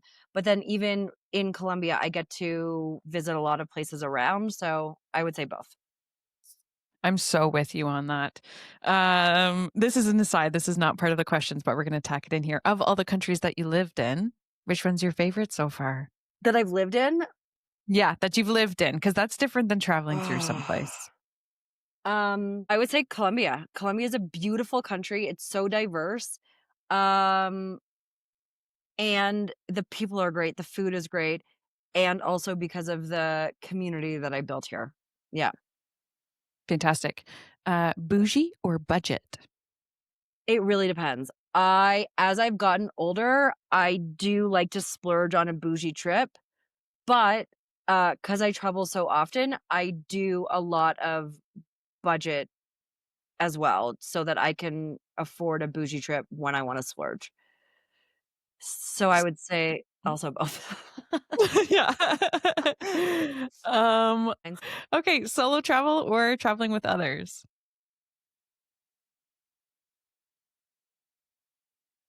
I that is I also would say both. I really like to do it myself because you don't have to wait for anybody. You don't have to talk to anybody about your decisions. You just do it and you do what you want and when you want it. But I also like the social part of traveling with people that you travel well with. Mhm, And they mhm. also want to do some stuff that maybe you wouldn't want to do, but then it turns out to be great. So So true. again, both. I feel like Are you that's a Gemini? You're a Gemini no, too, I'm a aren't you? Virgo. Oh, okay. Yeah. Is indecision? No, I'm just joking. Um, I feel like moving on. the more you travel, the more you're kind of on the side of both because you have so many good experience with all of the different things. Yeah, I'm with you. I'd be right in the middle as well. Okay, would you prefer to choose traveling in the ocean or outer space? Oh, the ocean. I love everything about the ocean. The ocean is dark and mysterious, and I love it. Cool. Yeah. Uh, favorite travel YouTuber, blogger, podcaster, content creator? I am gonna be real with you. I don't follow a lot of them, so I'm gonna say you. People are going to think I'm digging with this question going forward. Thanks. You're welcome. But you're also really cool because you travel in different ways. I love all your van stuff that you do. You are a really good advice giver for travel on a budget. So I think you're great. You're great at talking to Thanks. all the people. You are great. Oh, shucks. Favorite mode of transportation? Oh, the train. Ooh. I Have you love the been on train. many like train trips or do you have one that you'd like to do? So, well, when I backpacked around Europe and we did it mostly by train, which was great. Um, I love the train. It's just so easy. I would like to at one point do the Siberia, like the Russia Yes. one. Trans-Siberian? Yeah. I would Yeah. love to do that. I met a girl traveling a few years ago, and she was actually the one that had the postcard or the stamp tattoo. She was a tour guide, but did so many like different things. And at one point, she had been a tour guide for that train. And she did say it was pretty boring until you got to like Moscow, I think. Okay. But So I bring still a book. think, yes, but I still think that would be such a cool experience. Definitely Yeah. epic. Planned or spontaneous trips? Planned. Spontaneous, I can't wrap my mind around that. No. But I it sounds like you have though, with that one friend you I talked have, about, yeah, like I was just about to say that. when she She was was leading the pack, you so were game good at for it. that. She was so good at that. It did I was really outside of my comfort zone on that. And I haven't traveled that way without her. But she Okay. was so good at that. It was really outside of my comfort zone. Okay. But Are you an that's also important. You really need to I've in the last 10 years, I've really done a lot of things outside of my comfort zone, which I think you also need to do. Preach. Yeah. Are you an underpacker or overpacker? I used to be an overpacker and now I think I'm just right. I've gotten to the point where I can plan the outfits out and I come home and I'm like, okay, I wore everything and I used everything that I brought. So I think I've nailed it. Amazing. What's the most overrated destination you've been to?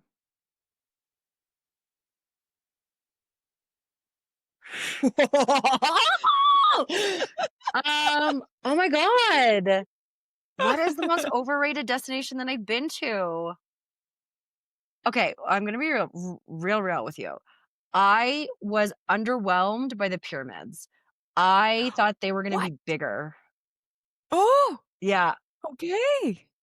that is a wildly unpopular opinion. Doesn't matter. It's your I opinion. You still can think have yeah, I still it. think they're really cool and you should obviously go, but I got there and I was like, "Oh, okay. Yeah, Okay. Alrighty. Teeny tiny. yep." Um, They're still very big though. okay. They're still very big. I thought they were gonna Uh-huh. be gigantic. Okay. And for context, Heather is a teeny person. So they would Thank be you. no, sorry. I am 5'1 3/4", excuse you.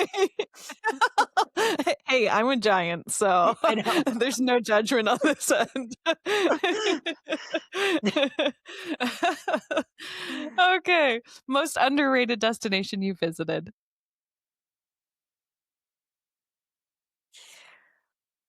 Ooh, I've been to some really cool places. Mm. I really think I went to a volcano in Congo, and, that was really cool. We hiked to the top of it, you stay overnight, and it's like an active like, there's l l you are on the edge, and you can see, like, the lava inside. And then you stay overnight there, and then you hike down the next day, and I do not love a hike. I hated every step of that, and usually, I get to the end of a hike, and I'm like, "Not worth it." This was worth it. Okay.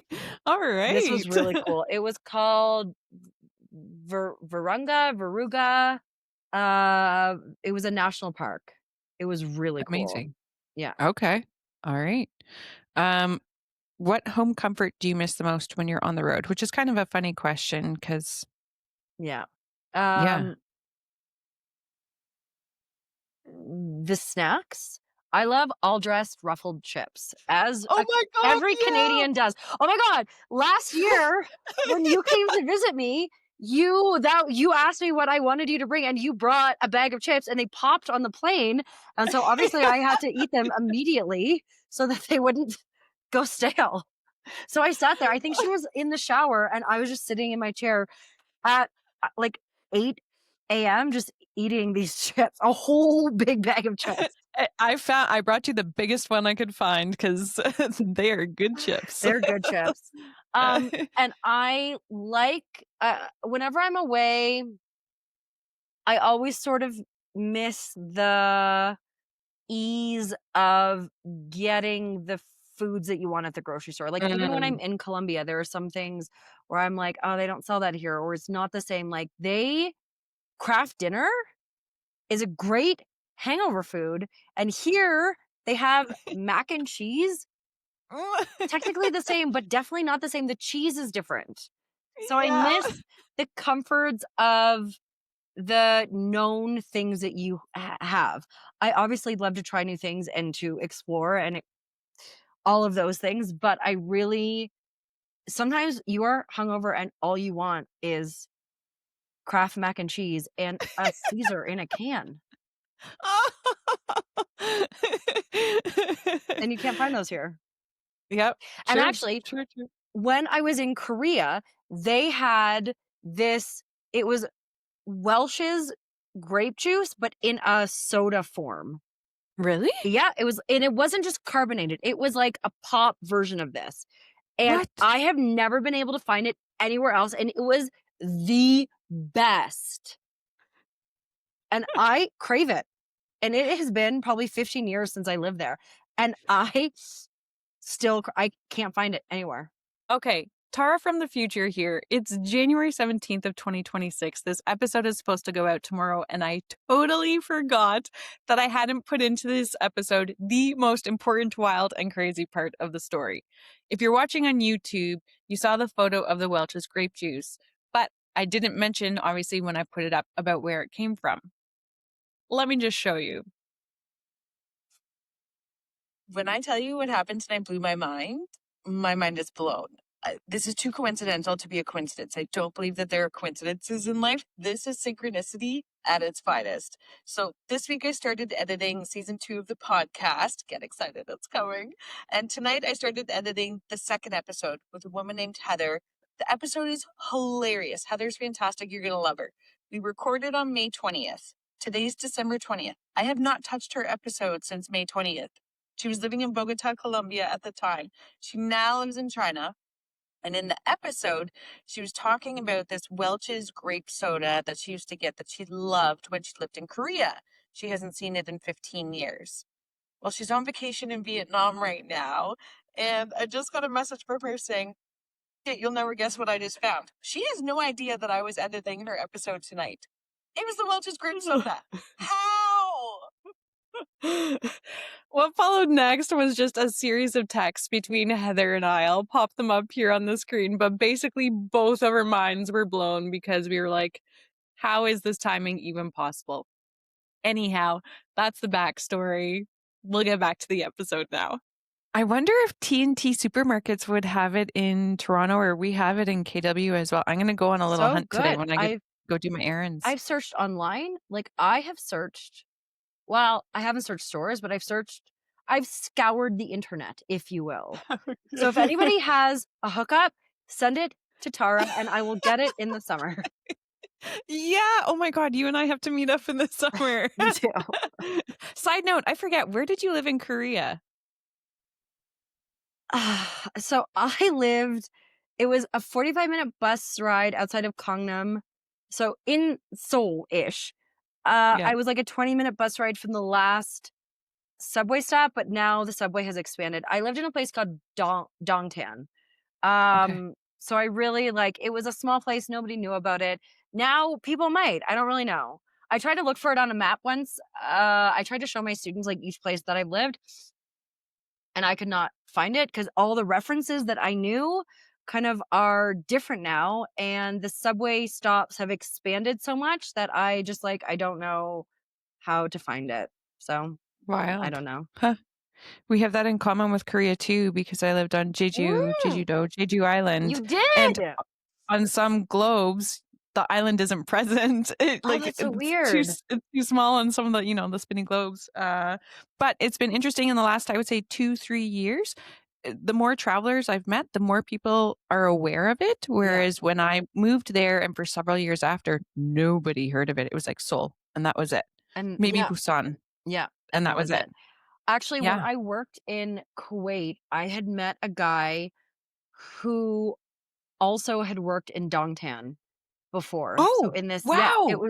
that was super weird because I was like, oh, I've worked in Korea too, or too, but in this small place, whatever. And he was like, no, but like what place? And I was like, oh, it's a 45-minute drive from Kongnam. It was about a half an hour from Suwon. He was like, but like what place? And I told him, and we had been in the same like Facebook group for this specific place, like, but never had crossed paths before. Wild. Man, I Yeah. love stuff like that. That's the best. It gives Such me a small world. goosebumps. Yeah. Yes, Such it a small is. It world. really I is. was in Korea. It was one of my first nights there. My boyfriend at the time, him and I had gone um out for a night on the town, and we were walking into this bar, and walking out of this bar was a guy that we had used to work with, that we worked with at camp years before that. And like What? no idea that, yeah, just met up with him. His name was Jake. Um and then in Korea as well, we the boyfriend and I were at this Canadian bar, and in walks one of his brother's best friends. What? Yep, wild. I love that stuff. And actually in the international teaching community, Mm. you know somebody who knows everybody. Yep, Yeah, so it's such true. a Yeah. small world. You just know Mhm, everybody. It's wild. mhm. It's Yep. really cool. Okay. Alrighty. I'm doing very poorly at keeping this a speed round, but I haven't talked Oh, to you so long, I and this is know. so enjoyable. It's so good. Okay, best piece of advice you've received, like travel advice. Yeah, yeah. Um, don't be afraid. Just just do it, Cool. even if it's by yourself. Yeah. Yeah. Worst piece? I don't know if I've had any bad pieces of advice. I feel like no, I don't think I've had any bad pieces of advice. Amazing. If you had to choose one, house sitting, couch surfing, hostels, Airbnb, or hotels? Okay. So Don't say all of them. Pick no. one. Okay. So I would say it used to be hostels. Um Now I will only do a hostel if I can have a private room. I'm Mhm. I've the mixed rooms, I can't do that anymore. I'm too old. Also, I'm old and I have a CPAP machine, so that's it. Like I have to wear like the full like face mask. So I prefer to have like my own space for that. So I still like the hostel for the social part. I do like Airbnbs. They are a little bit more expensive, but I do kind of like that you can have your own space. Mhm. And you can find one that's not in like the touristy parts, so you can kind of get a more of like a lay of the land. I don't prefer hotels. I would rather choose an Airbnb or a hostel. I have couch surfed before. S- a weird experience with that. I was staying with this guy when I moved to Australia, and he had housemates, but he all of his housemates were gone for their summer vacations, and I was there for like 2 weeks, so the end of their summer vacations. He didn't tell any of the housemates that I was there. So one day, uh, a a girl who lives there shows up and thought I was a thief, Oh and she was like, "Okay, I really have to pee. Just like wait, and then we'll sort this out." And so, my god. and then we became like really good friends. But, like, why wouldn't he have told people that I was staying That's there? bizarre. So Yeah. bizarre. I don't know if I would couch surf anymore. House sitting I've never done. So I don't know. So I would say, hostel for social, but I like my own room and my own Mhm. bathroom. I'm too old to share. I'm getting old. Um, You are not old. but I like, and if I'm traveling with somebody, I like the Airbnb, and then we can, like, make our own meals and stuff. Cool. Yeah. Window seat or aisle seat? Aisle. I have a really small bathroom. I have a really small bladder, so I really like it really stresses me out to be trapped in a window seat. Okay. I really like to have the Okay. freedom to go. I don't mind being woken up to get out to let someone out, but I don't want the stress. Okay. Okay. Cool. Yeah. Describe yourself as a traveler in 3 words. Uno, dos, tres. Okay. In 3 words. Adventurous, um, sleepy, uh, and um, open. Bingo, bango. That Oh, was great. that's hard. 3 characteristics that make a good travel partner. Funny, um, open, and sleepy. So yourself. Yeah. I want somebody who is the same as me, who doesn't Yeah. wanna stay up until like, I don't wanna party. I don't wanna do that whole thing. I can have a few drinks, then I wanna be in bed by night like 9, 10 at the latest. What is the best part of travel? I think the food. Mm. So many different places have so many different types of food. I think trying the new foods and drinks. South America has a lot of, like, local unique spirits that have been made in that place. So, like, not mezcal, but Viche is a Colombian one, Pisco, mezcal Mm. for Mexico. So I think, like, getting to try those sort of different unique things as well. Yep. Worst part of travel. Um,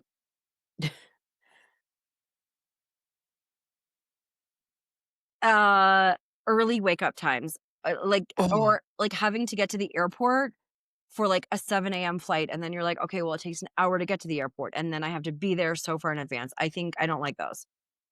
yep. Actually, the flight from La Paz, Bolivia to Bogota is a 3 a.m. flight. So pretty much you have to like leave at midnight to get to the airport. Ugh. Yeah. Although I feel like that would be easier because I don't know about you. I'm a night hawk. Well, it sounds like you're an early bird. I'd I'm be like still awake. So I'd be I like, okay, fine. I am great at like noon. I don't like to wake up early. I will when I travel, but I don't prefer it, and I don't prefer to stay up late. I prefer to like noon to 3 p.m. Oh, okay. Alrighty. Best travel app. Um, I think Airlo for the eSIMs. That is, I think, or yeah, I think that. I also have like the kayak app to look at flights, so I'll look at flights there first and try and find a good deal, and then go to the airline and book directly through them if it's not too much of a price difference. That's a good tip. Yeah. You, from what I remember, are a pretty prolific reader, no? You love books, don't you? I love books, yeah. Yeah. I love Do you books. have a favorite book? It can either be about travel or set somewhere or a favorite movie, but I know you love your books. Um, I prefer fiction, so I read a lot of, like, World War II books. I like to read books, set in, like, the battle places. I Mhm. just read one about Vietnam, the Vietnam War, so, like, reading about, like, those sort of locations was really cool. But, like, a travel book, It could be the one that you just yeah. read, if that really So, yeah. yeah, I love all sorts of books. Do you have a title you would toss out? Oh, you want me to, like, a book? Like, Yeah. I see what's happening now. Full circle, I've caught up to the moment. I know what we're doing here. Um, oh, do I have a title? Okay, I really liked what was it called? I have an app for books, actually. Um, Read. Okay. I just read The Women by Kristen Hanna. That was about the Vietnam War. Mm. Another one that I loved was eek! Oh my gosh! Have you read the 100-year-old man who climbed up the window and disappeared? No. Okay, this Should I? author, Jonas Jonasson, I Okay, think he's Swedish. This okay. book is fantastic. It's like it's weird. It's written as if this man is like telling you a story, kind of. It is about this 100-year-old man who lives in a nursing home, and he's like, I don't really wanna I wanna like go outside. So he like jumps out the window and nobody can find him. And he goes on like this journey. He just like happens to be in the right place at the right time for all of these things. and so cool. Couldn't put it Okay. down. All Couldn't right, put we'll it add down. those to the show notes. I have one for you that I think you might like. It's Okay. in my top 5. I don't usually share my books on this podcast, but I know how much of a reader you are, and I know you've lived in Korea as well. It's called The Island of Sea Women, and it's by, About the ladies have who you read dive? it? No. Is it about Yeah, the the ladies who Hanyo. dive? Okay. Yeah, What is it called? yeah, I'm gonna put it and in my app. The Island of Sea Women, The and the author Island. is Lisa See, and like SEE, and it Yeah, is I found it. hands down one of the most stunning books I've Okay. ever read. I literally recommend it to everybody, but I think you'll especially appreciate it Okay, I considering that you will. lived in Thank Korea. you. Yeah, yeah. Okay, I love a good very book. last question. Okay. You ready for this? Yeah. Drum roll. Um, that's a good Spanish R over there. Thank you. I only learned how to do that in Colombia since I've learned how to speak Spanish. Qué bueno. Okay, bueno. Best gift for a traveler. Okay, so best gift to give a person who is traveling. I think um It could be, if you want, I can add to the question a little bit because this has been answered very differently by people. It could be a traveler in terms of someone who's about to go on a trip, somebody who loves travel in general. Take it how you will. okay. Um okay. So a really good gift. So the my friend who's moving to Shanghai as well, she just got married, and so we found a travel company that we could buy a gift certificate for, and so we gave her Mm. that. So it's a travel company in China that does walking tours and food tours and all kinds of stuff. So a gift certificate like for that was really cool. Um, you could also um like packing cubes also. I think if a person hasn't traveled before and they're going to, either telling them about packing cubes or giving packing cubes, uh, it really makes a difference in how you pack, and you can be a lot more organized with that. A travel adapter, also a great gift. I have a few different ones. One's a bit more bulky but has more things on it, so I think that that is also a great gift. Um, That's good.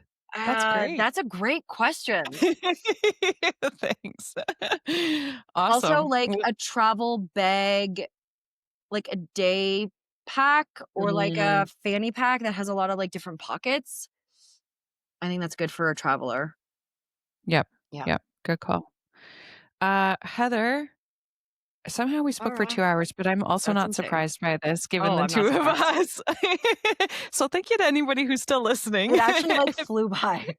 It really did. I mean, we had a lot to catch up on, but it's been cool Yeah. to hear some of your stories I've heard before and hear Yeah. some new ones. And your energy and enthusiasm is always just like you're a ray of sunshine. I love talking with Oh, you, and I you're had such so a easy great to time talk with to you. as well. This was awesome. We will definitely have to meet up when you're back in Canada this summer. Yes. And yeah, good luck with the move to China and It's a lot of stay work. awesome. Yeah. Thank Yeah. you. Yeah. Do you have, if anybody wants to follow you on social or find you somewhere in the interwebs, or if you don't want to, that's fine. But Um, I would say because I'm a teacher, so I have to have all my profiles closed. yep, So I would say, if you do wanna follow me, send your information to Tara, and then I will follow you, and I then we like can that. do That's it a that way. VIP route. Mhm. Only the Yeah. most important and the vetted ones. No You strangers. shall pass. Yeah. Yeah. Awesome. Well, thank you so much for your time. It was so good to see It was you. so good to see you too. It's been way too long. Way too long. Yeah, but we'll chat again soon. Take Yes, very care. soon. Bye. Bye.